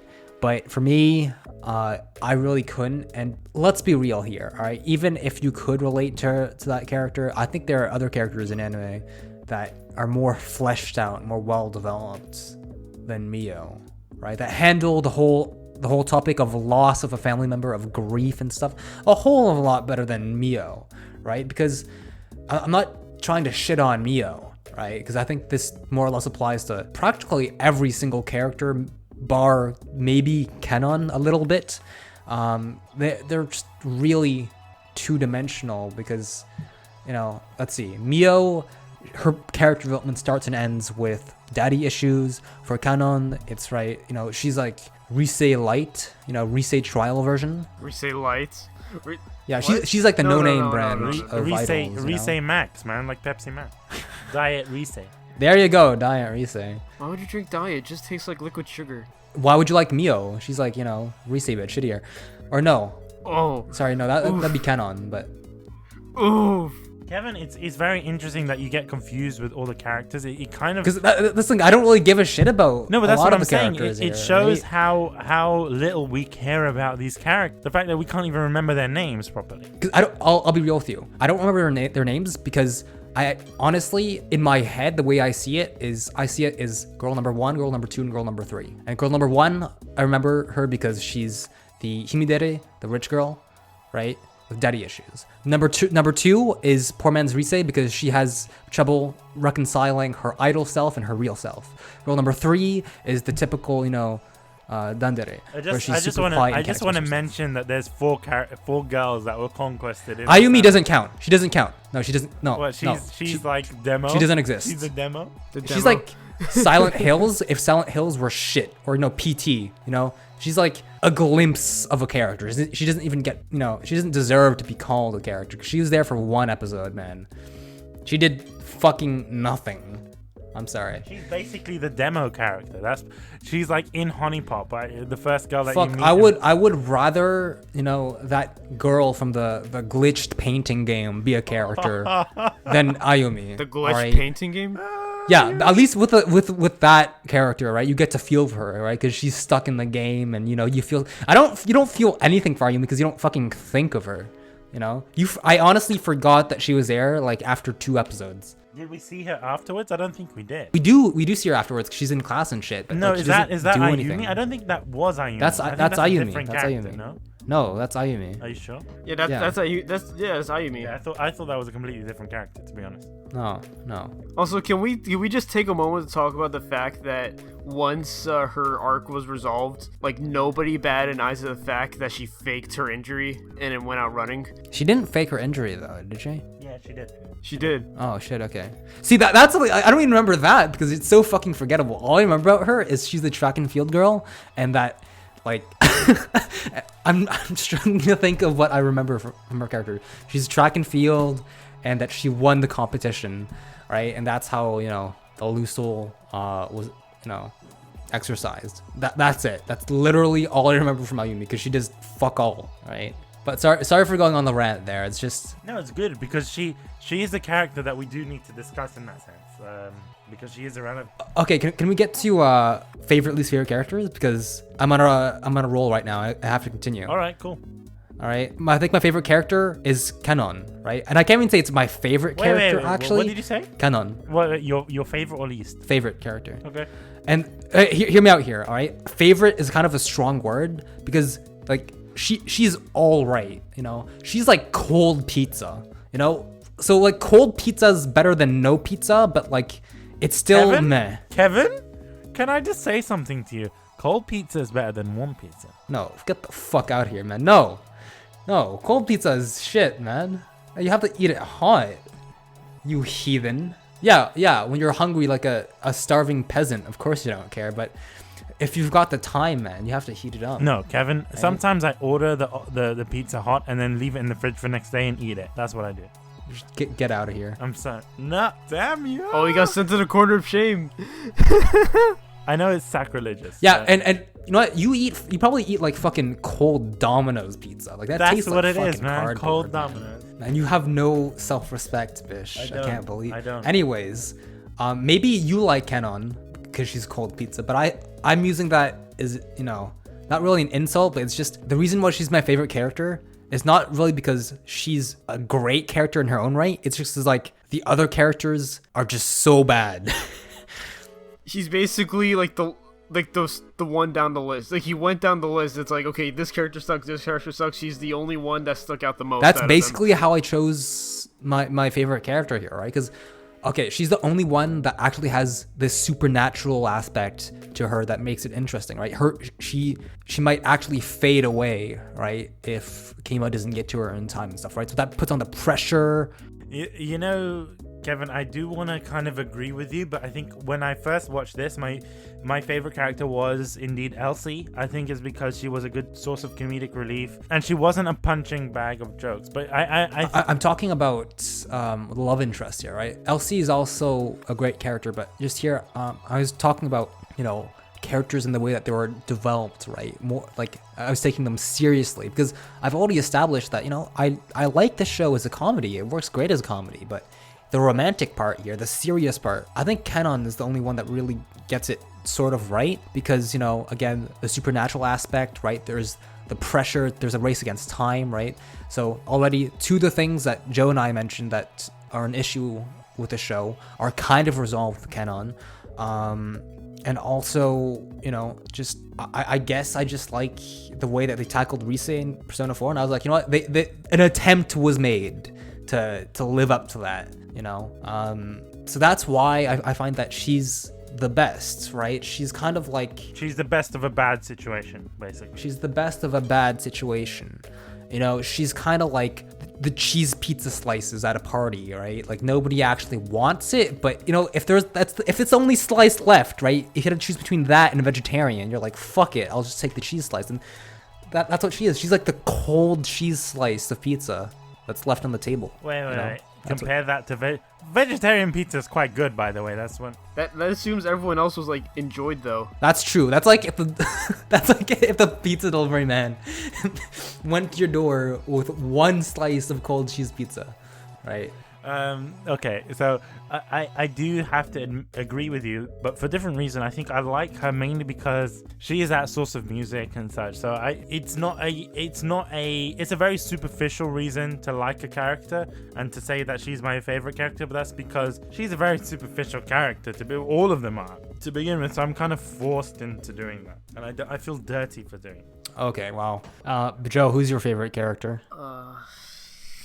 Although I guess it's Shiori, right? Would I be correct?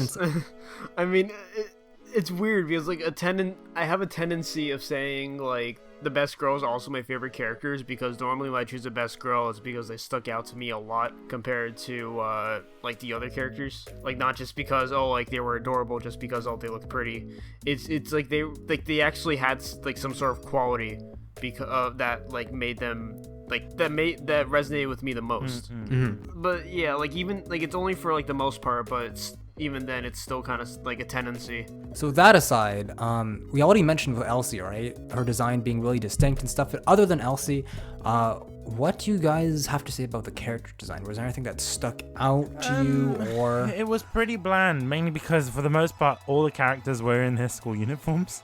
So it was just like, oh man, costumes were pretty similar and. It was kind of, yeah, even the character design was simplistic and quite tropey. You got the twin tail Tsundere, you have the girl with the kind of bangs, and all in all, it wasn't the best character design. I'll say that. Yeah, I think Elsie is the only one that stands out as being cute and the mum. I wouldn't even go that far, honestly, because even she's a trope, of the super tough, the mom that looks nice but is actually has a really tough past. She's Sawako from K-On! Basically. That's what she is. I guess, yeah. But yeah, even the Keima. Oh my god. I guess it was their intention to make him look normal, but he's like white noise, I can't really distinguish him from the other characters, He's not striking in his design, He's unfortunately. basically the typical 2D-kun. He has a very similar design to 2D. That's exactly it. Yeah, he has like the 2D-kun haircut as well, He's like your run-of-the-mill, Japanese dude with glasses. It's just, I mean, I agree with everything you guys said. I felt like I was looking at the same, when I was like recalling the show after watching it, I feel like I was like remembering the same character over and over because each design just kind of felt very simplistic, and all I could really remember were the colors, honestly. Other than that, like the outfits didn't really stick out. Like they all looked very generic, very like normal. I'll be honest with you, at least it wasn't like, I'm not sure if I mentioned it in Haganai, right? Where, I think it was Haganai or in different anime where you can swap the characters' hairstyles and their faces look all the same. At least in this anime, the faces don't look the same. So, yeah. On a similar note, I don't know what you guys think about art style, right? Because even the character design, you already established that, okay, it's not the best. I actually have a little bit to say about the way that the art style was done, because I don't know if you guys feel the same way, but I'm a pretty big fan of Manglobe, right? They're known for really good art, right? In my opinion, at least. Of course. I'm thinking of Samurai Champloo, right? If that shows anything, it shows that they're capable of fucking amazing art, amazing animation, right? Gangsta looked really good too. Gangsta as well, right? Even though the ending was kind of disappointing, the art in their shows is always, top notch, right? So going into the world God only knows, I was like, okay, I can expect some really good shit, detailed backgrounds and all that. But honestly, from the first episode, I noticed I was kind of disappointed because I noticed the backgrounds, right, in the school hallways and stuff, the parks and all that, they don't have that much detail. It honestly feels like they took stock photos and just, kind of kind of like a VN. Whoa. Like a VN, I don't even know if this was intentional. I don't think it was, honestly. I don't think it is, but I feel like I'm defending Manglobe. I just feel so bad for Manglobe at this point. I'm trying to defend them. I can't recognize Manglobe in this, right? I can't believe that this is Manglobe, right? Because the Manglobe that I know has a lot of attention to detail, right? Minute things like the background, the shading, the coloring, the animation is always super slick and stuff, right? But even here, some of the characters themselves feel like they're missing lines, right? Like I noticed from the first episode that within certain shots, right, when they're like panning down to their pants or their shoes, right? There aren't many lines, right? There's just the contour, right? And there's like one or two basic lines, right, to tell you, oh, hey, this is a shoe, or this is his pant leg, right? It feels like somebody just draw the contour of clothing and then just like use the fill option in MS Paint, That's a bit hard. I mean, in all fairness, it's like it was one of their earlier works, so it's probably just a matter of like the experience just wasn't there at the time. No, because they did Ergo Proxy before this and stuff, right? So they did great stuff before this, right? And even Samurai Champloo was before, no? I'm not sure, but just like if it's the same studio, right? Unless they replaced the entire studio a la Infinity Ward, right? I don't see what sort of explanation there is for this drop in detail, right? I kind of felt that they were going for KyoAni in a way, because there are with the romantic scenes, sometimes they're just like lots of fucking sparkles and shit, right? So I was like, maybe they're going this dip in qualities because they're trying something new, right? They're going for a romantic comedy, which I don't think they're really known for, right? No, Kevin, I exactly no. I take what I just said back. I just searched it up. Samurai Champloo was 2004, 2005. Yeah, this is And this is then- after. 2010. Yeah, that's interesting. That's what perplexed me, because Samurai Champloo, Orgo Proxy were before this, and they were great. And you can't say that, oh, maybe Manga was just in decline, because Gangsta came out, is like their last show, and it came out after the World God Only Knows. So it's like, I don't know why there's this sudden dip for this one Gangsta show. was probably like they were putting in their last efforts into that because they knew it was their last show. I think that some part of me thought that, maybe, but I'm just confused, man. Like, I'm disappointed, but I'm mainly just confused because, like, they're normally a great studio, right? So you don't know why that same level of quality isn't present what I there. think it plays a lot of thing into this is the production team. Not production team. Is it called the? What is that team that deals with the funding of the show and all that, like sponsors and stuff? I think The management team. no, it was a specific name. Tyson always used to say it a lot. Was it production team? I think it's production team, right? I feel that they done this to kind of more so promote the game that was coming out, because the game came out straight away. Not only that, it was, I don't know how to explain it. I feel like it was rushed for another reason. I don't know what the reason is, but it just felt rushed. Okay. I kind of see what you're saying, though. I see your point. But that aside, were there any moments that stood out to you that made you notice the art, for better or for worse? I don't know. I don't know really.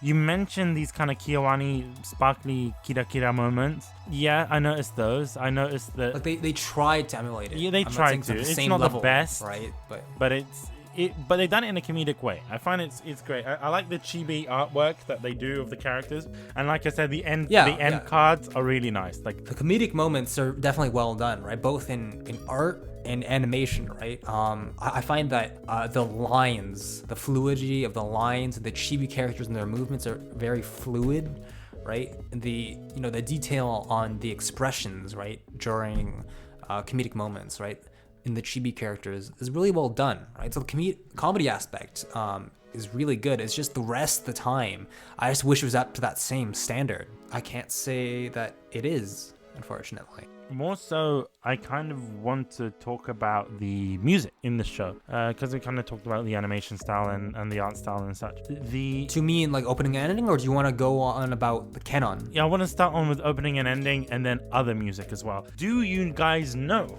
about the OP? Because what do you guys think about it? I didn't really. I mean, I like the visuals. The visuals, the visuals were very colorful. Like the animation, like when they were like going through the whole like digital world in the beginning, and then they kind of transitioned to more like visual aspects of it, like with the I guess it was Katsuragi like acting as God. That's a very interesting thing that you bring up, because the opening for the show is it's called God Only Knows. It's called God Only Knows Oratorio, and I'm not sure if you guys know what an oratorio is. I kind of did some research on it, but it's basically like a like a ballad. It's like a story that is told through song. This is basically what it is. Like, okay. So it's a story that's told through song, and it's usually it's done by a soloist and a orchestra and a choir, and it's usually a religious theme. So it's kind of, from what I remember, a lot of churches used to use that to explain like stories from the Bible and whatever. So it's got that religious theme to it, like you know what I mean? Like you get that. Oh yeah, I know what you mean. I wanted to mention, like, the OP, the full OP is 8 minutes long, and it's a journey. Like, I clicked on your link and I was like, holy shit. Dude, it's like my favorite shit ever. Like the fact that it's all in English, which it's English, but I mean it's really refreshing in that sense. Yeah, no, I like that you mentioned that, because while listening to the opening, right, I was like, I could understand certain words, right, but then like the next line, I wouldn't fucking understand what she was saying. So I was like, is the entire thing in English, or just certain parts in English, or is it just... Is the whole thing in English? I didn't know until I clicked on your YouTube link that the entire song was in English, right? Because it had subtitles, and I was like, there's no way I would have understood this shit without subtitles. It's quite nice, though. It's like the way that you have the electro, and then it kind of leads into the whole choir song, and it's like there's the multiple layers. It's weird. Well, I liked it personally. I mean, I'm not saying it is a bad thing, actually, because I say it's weird, but when you listen to it, it just kind of pulls you in. You can't really tell why, but it pulls you in, right? It's not the most hype-inducing OP like MHA. It's not the catchiest, but I found that it was strangely calming. You know what it is? It's that religious undertone to it. Like, I find I felt that I was in I'm not even a Catholic, right? I felt that I was in like this Catholic church. Like, there was choir, but like I felt like I was in a church. It's very sweet. It's weird, right? Because I'm not used to that. And the fact that Keima is referred to as God, right? He thinks of himself as this god of conquering girl, like 2D girls, right? So the fact that he's referred to as that, and then the imagery that is in the OP itself, the angels, and then it's him in the middle, like it all matches in this weird way, and I like it. It's really refreshing. It's what's your favorite moment though? What do you mean? Because for me, in the song, my favorite moment, because you'll notice that, like you said, it's kind of weird because it doesn't stay consistent, right? There are like different phases to the song. You know right? what my favorite phase of the song is? When the bit when they're like, in the world that keeps on changing. It's really funny because it's actually my least favorite part of it. My heart is in aching. Yeah. That's my favorite bit. Like, I love, and then the way it goes into God only knows. No, that's my favorite part right there. The operatic, God only knows, and it's repeating over and over. It made me feel like I was in a church. Like, I was like, whoa, what's going on?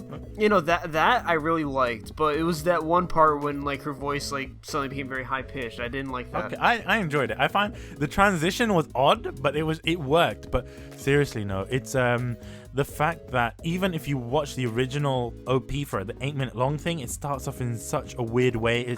It's robotic, and then it changes from robotic to kind of more humanized. It's really weird, and I know that there's some sort of back story to it, but I don't know what it is exactly. But it's really intriguing.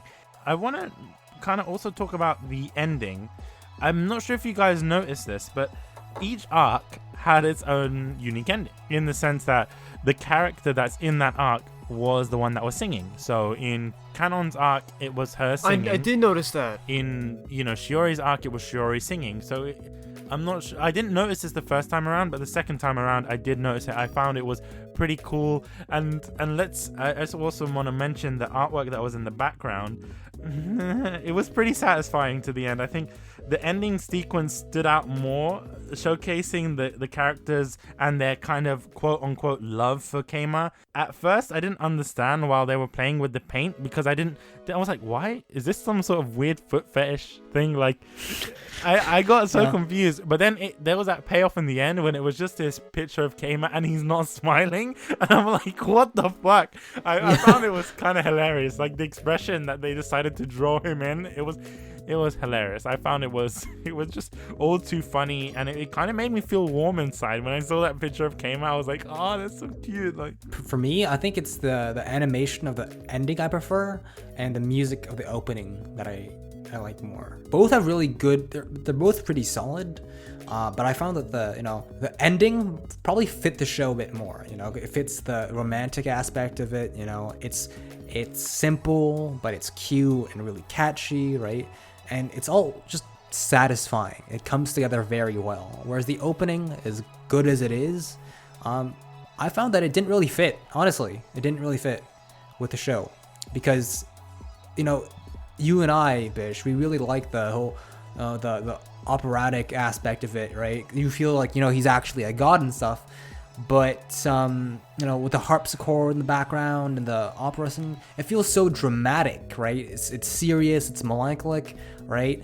But the show isn't like that for the most part. I really can't say. It feels like an opening for like a crime thriller or something, or this great epic. I'd say that it was more of like an opening not for the show, but an opening for like Katsuragi specifically, just to kind of like symbolize that he thought of himself as like this higher being. You felt that it was an ego boost for him. Yes. Okay. Yeah, but it's a shame that he isn't anywhere as interesting as he is portrayed to be in the opening, in the first season, anyways. can't comment on the second season because I haven't watched it yet. But overall, pretty solid. Pretty solid. Pretty solid. I can't disagree with that. Yeah, there's nothing, I'd say to take away from the OP or ED, right? They're both really nice. The music, though, the rest of the music, the OST within the show. I want to talk about what was it? Oh, I can't remember what. Yeah. There was some kind of themes that they didn't really stick out too much, but there was one bit when he's like, I shall explain, and then that kind of song kind of got in my mind a lot. The thinking music, I like to call it. Every anime has this for some reason. Every comedy anime has that. Oh, that's true. Yeah, no. But honestly, in the world God only knows, it fits very well, but I think that they actually nailed the visual novel part of it, because there's this one song, Bish, that now that you bring it up, made me think of Virtue's Last Reward. It made me think of one of the background musics to VLR when you're solving a puzzle, right? So they did a pretty damn good job of recreating visual novel style music in a show. Do you think that is kind of goes hand in hand because they were developing the game at the same time? I don't know if they used the game's music, but again, since they're going for that aesthetic, for that feel in the show overall, with the flags and stuff, the structure of their arcs and all that, it's one of the things that they do well, where the visual novel aspect of it doesn't harm the show, unlike the way that the arcs are organized. Another thing I want to mention is the canon music. That's like, oh my god. Again, for the third time. I just briefly, I want to mention it. All For You, really good song. Me Idol, that's also a good song. Happy Crescent. Basically, all of her songs are good songs. And I have to say, her OP, her ending music was so much better as well, because it was very like electro. It was more upbeat. It was really nice. I just find her music made me a fan. I want to be one of those creepy guys that have those canon jackets. Please don't. I want to be one of those guys. Like, the guy with the mustache, the really old one. What, like the 70-year-old dude in the pink kimono? That's a huge fan. I want to be that guy because of canon. No, but seriously, I've become a canon fan. Like I'm listening to those. If I want to feel happy, I'll listen to canon. Like it's a weird effect, but I understand the appeal of idols. I never did before, but now I do. Because of canon. Canon made me see the light. He's realized how beautiful 2D idols are. What it is. And it didn't take Keima to convince me either, so... Mm-hmm. I mean, why do you think he likes Nico so much? No, Nico's for a different reason, but we'll get on to that if we ever cover Love Live. I think we mentioned our gripes and grumbles, but is there any other points that you want to... Oh, I have one. Specifically one. The finale. I wanted to forget that. Why do you have to remind me of that so shit? much? What did you not like about it? Was it the fact that it was basically everything? Or... It was so like off-putting and out of place. No, but Bish, instead of asking us what's wrong with it, I want you to defend it. No, tell me why it's a good ending. I'm not saying it's a good ending by any means. Like I don't like the ending, but I mean, it's not that memorable as an ending goes. But I want to know why you didn't like it. You don't put filler in a season like, what finale. the fuck, man?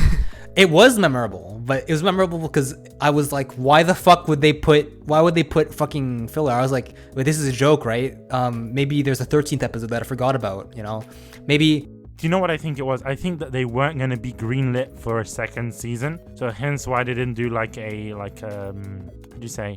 A cliffhanger between seasons, right? But they couldn't even do a good... That was like shit filler, honestly.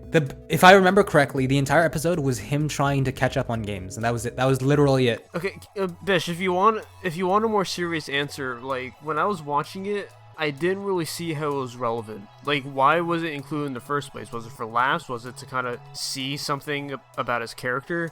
But like, Joe, it wasn't very clear. This is why I was so confused as to why you liked episode 4 so much, the first filler, because in my mind, all the fillers were the same, The big difference here is it was used in a way that was supposed to end the show, and like I don't understand their like Why idea they behind decided it. to? It's like I like the idea of like Should they have ended the show on another conquest? Like, how do you think? I feel like they should have just ended it at 11, honestly. Yeah, no, I was under the impression, Bish, because I knew it was 12 episodes, right? When I started episode 9, right, Shiori's arc, I was like, okay, maybe Shiori's a bit different, since I guess since there's only 4 episodes left, right, they're not going to do 3 episodes on her and then put a filler in the end, right? That's ridiculous.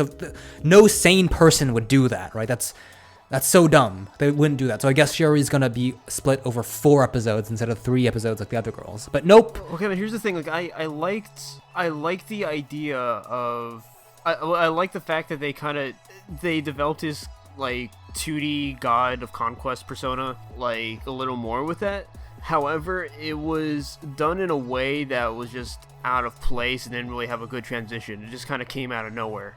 Yeah. Apparently, interesting fact for you guys, my flatmate, the one who watched this with me, because the ending was so unexpectedly, upsetting and just disappointing, there were people who at the time when they were watching it while it aired thought that maybe Keima had died at the end. He'd actually died. Like he died and, yeah, and went to because people heaven or couldn't believe something? that the ending was actually that shit, so they were reading it. They were just like making shit up, right? They couldn't believe that they would just end it on a filler. So like maybe it's a really dark twist ending, and he actually died. So how do they think that? Like I'm trying to figure out how someone would even assume. Because like he's worked to the point of exhaustion, right? So Yeah, he was exhausting himself. He was like on the verge of starvation. yeah, no, he was on the verge of like collapse, dude, in the end. But it was all for comedic effects, right? He didn't actually die, obviously. So we have a 2nd season, 3rd season, but it was just so like it was like the rotten cherry on top of the season, where it was like it wasn't even that funny. It didn't contribute to the plot. We don't find out more about Elsie and even about Keima, right? This is sorry, I'm going into rant again, where it's like, okay, for the first filler, I guess you wanted to explore Keima's God of Conquest aspect more, even though they mention it all the time. Okay, whatever. One bad filler isn't gonna ruin the show, and then they do it again. Like, why? In the finale. In the finale, like you've already covered this. How does this new filler tell us anything new? It doesn't. The problem isn't that they were doing it again. The problem was they were doing it as a form of conclusion. That just doesn't make sense. No, like regardless, both aspects of that just kind of tick me off, because it's like, okay, not only is it bad as a finale because it makes no sense to end with a filler, and secondly, if you are going to do it with a filler, at least make it a good filler on something we haven't seen yet. But there's like no redeeming qualities to that episode. There's like fucking nothing, honestly, if you're listening here, I would honestly tell you, if you want to recommend The World God Only Knows to anyone, just tell them to end at episode 11. They'll be less disappointed and they'll be more hyped up for season 2. But going into that, first of all, would you want to see a 2nd season? And secondly, would you recommend the show? Because personally for me, when I was watching it originally, I didn't necessarily want to see a 2nd season. It was actually Daniil that told me, Bish, you have to watch 2nd season. So I kind of felt obliged to watch the 2nd season. I wasn't necessarily excited to watch the 2nd season only because of how it ended and the show in general, but I felt obliged to watch the 2nd season, and I don't regret it.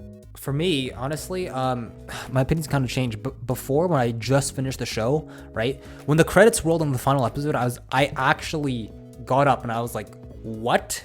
Right? Because I couldn't believe that, they just pulled that shit, right? So it was a clear cut no. I was like, no, I'm not gonna watch a 2nd fucking season if they give us these bullshit fillers and these same, shallow characters again. And if Keima's not gonna evolve, and if Elsie's not going to evolve and it's going to be the same shit over and over, I'm not going to watch it, right? But apparently, what I've been told by my roommate is in the 2nd season, the dynamic changes, right? Where the girls suddenly get their memories back or whatever. I don't know if this is true, but if that's the case, if they actually...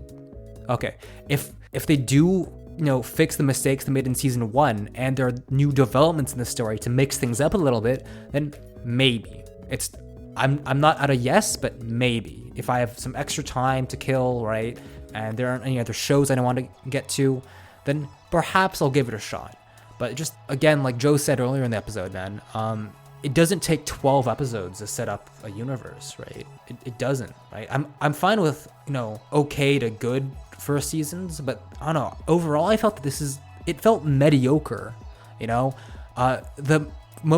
had lots of great funny moments, but other than that, the comedic aspects can't compensate for all of the, bland characters, just the terrible organization of the story arcs, right? Even though, if once again, it's not entirely the studio's fault, just that fact makes it hard to recommend even. I don't see why, for the comedy, I could go watch Nishu. If I wanted to, explore the whole Lost Souls sort of deal, then I'd go watch Persona or play Persona. That does it a lot better, because frankly, I was waiting the entire season for an interesting dynamic between the Lost Souls. Wait, where does Persona have Lost Souls though?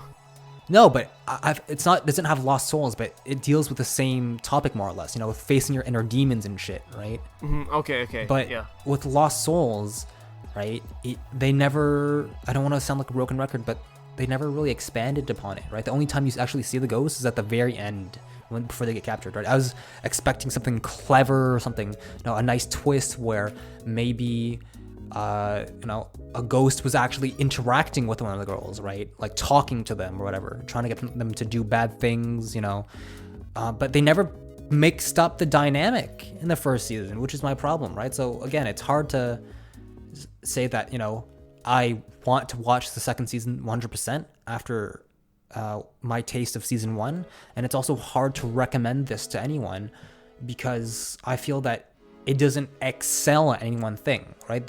I can always think of at least a show that does something better than it in every aspect, whether that's comedy, whether that's the romantic aspect, whether that's it's monster of the week type format, right? It's not even a jack of all trades because it just feels very normal and mediocre. It's pretty much just doing too much at once and it fails to succeed in one thing. Is that what you're trying to say? Yeah, exactly. It doesn't stand out, right? Much like Ayumi and a lot of its characters in the first season, I think that season 1 is forgettable, honestly. It sounds harsh, but it's not going to be on my list of, recommended shows, unfortunately. So I am interested in seeing I would recommend this. Well, I want to start with that first. I would recommend it, but only because you'd want to have the context before going into the other seasons. Because on its own, I feel like season 1 suffers from a lot of issues. It has its moments. I won't deny that. It is good fun at a lot of times, and it has some very nice story points, but overall, what it succeeded in, it also lacked in. So I would recommend it, but I would only recommend it I would only recommend the series as a whole, not the first season specifically. Oh, so you've watched the other seasons? No, I haven't seen the other seasons. I mean, that's assuming. I was about to get to that point. That said, though, first I heard. How'd you know you liked other seasons? Right, is the thing. I mean, I meant if I were to enjoy all of the second and third seasons, then yes, I would only recommend it as a whole. Because I mean, if I only watched this on its own, then I wouldn't recommend it, honestly. But yeah, so you didn't watch it as a series. You watched it on its own, right? So we want to know what you think, Joe, after having watched the first season only, right? What is your stance? Would you, based off of this first season that you've seen, because you haven't seen the second season, you haven't seen the third season, you don't know whether it's good or bad, right? So from your viewpoint right now, what is your recommendation? I'd only recommend the first season in order, just so that they can have the context for later. If they want to watch it afterward. Do you want to watch the second season based off of what you've seen so far? Yes, yeah, exactly. I do want to watch the second season because the way it was described, it seems like it fixes some of the core issues that the first season had. Okay. And I'm interested in seeing how that develops. Personally, for me, I would say I don't necessarily recommend the show to anyone unless you're watching this as, I don't want to insult the anime in such a bad way, but I mean, unless you're watching this show as filler, like something going on in the background, you're running on the treadmill, or you're doing some mundane task, or if you want to shut down your brain and watch something dumb. I feel like this is the kind of show that accommodates So that. it's the Gashikashi. this has more substance than the Gashikashi, in my opinion. But there you go. Yeah, it's one of those kind of shows. I feel like season 2 does improve a lot what season 1 had, right? But I'll be honest with you, when originally watching it, I wasn't too excited for season 2, and I felt that I didn't want to watch season 2. I just felt like I was obliged to watch season 2. I'm in the same boat. It's just that people are singing the praises of season 2, right? They're like, oh my god, season 2 is the best, it's so great and stuff, and best girl of the series appears in season 2 and stuff, right? They're always hyping it up, so I'm like, you know what, maybe I'll give it a shot, but I'm not sure, because just, man, but you also have to think about it from the other point of view, like, as a cynic, right? It's like, are they only hyping up season 2 because season 1 was as bad in comparison, right? Do you see what I mean? I really wonder, yeah, that's a good point. I really wonder how much of this can be attributed to, the sunk cost fallacy. Like, oh, fuck, I've already invested, 4 hours of my time into the first season. I might as well finish it. Because there are people like that, right? Who just finish shows because they've already invested so much time into it. Yeah, of course, and you've invested into somewhat of the character. I just want to wrap this up. I think this was a really good episode. I think really nice discussion in terms of characters and story. And I think one thing for you guys to know is that I don't always suggest like the best anime for kunai, right? We suggest anime that what drives good discussion. I feel like today was a great discussion. I'd like to thank you all for tuning in and listening to this episode. I just want to know what you guys thought. What do you think about this anime? Did you disagree? Did you agree with what we said? Who is your best girl and why? Tell us about it. And yeah, you can share your thoughts on the podcast, or you can give us feedback, leave us a review on iTunes, Google Play, and Stitcher. Alternatively, you can send us a message through our website, getlifepodcast.com/contact, or you can chill out with us on our Discord server by checking out www.getlifepodcast.com/Discord. If you go on that link, it will invite you to the Discord server. Just want to end off with our Twitter pages. If you guys want to reach me, as always, my Twitter is at GetAlivePodcast. Kevin? And mine is at Tolvraie, TOLVRAIE. Mine is at KiboGamer, KIBOUGAMER. And I'm just going to pass this on to Kevin for the next episode announcement. So I'm actually really looking forward to this next episode because it makes me feel like we can go back to the days of The Devil as a Part-Timer, because the next show that I'm suggesting is I think my first comedy suggestion in a while, and that is Good Luck Girl. You may have heard of it under the name of Binbu Gamiga. So look forward to that. Fans of Nichijou and just, good slapstick comedy are going to be into this. And there's a bit of an SYD flavor, a tiny little bit. Kevin, at first you kind of got me upset when you said Hataraku Mausama. I was like, oh, I'm not looking forward to this. But you said SYD, and I think thumbs it up. Surpasses Mausama. You think so? Okay. But I thought this was gonna be like, oh my god, because I'll be honest with you, I didn't really like Mausama as much. But when you said SYD, there's a bit of that. I won't, I don't want to ruin your perception of it. But I hope you guys are excited, as excited for the discussion as I am, because yeah, it's gonna be pretty hype. All right, hope you guys have enjoyed this episode. We'll see you guys later. See you guys. Stay sexy.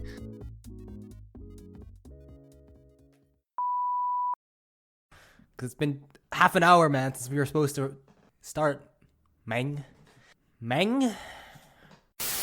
Sure, yeah, we can actually just skip over it, because goddamn, I think that the only choice is like Elsie, really. There's because everyone else is so shit, right? Like And the mom. Yeah.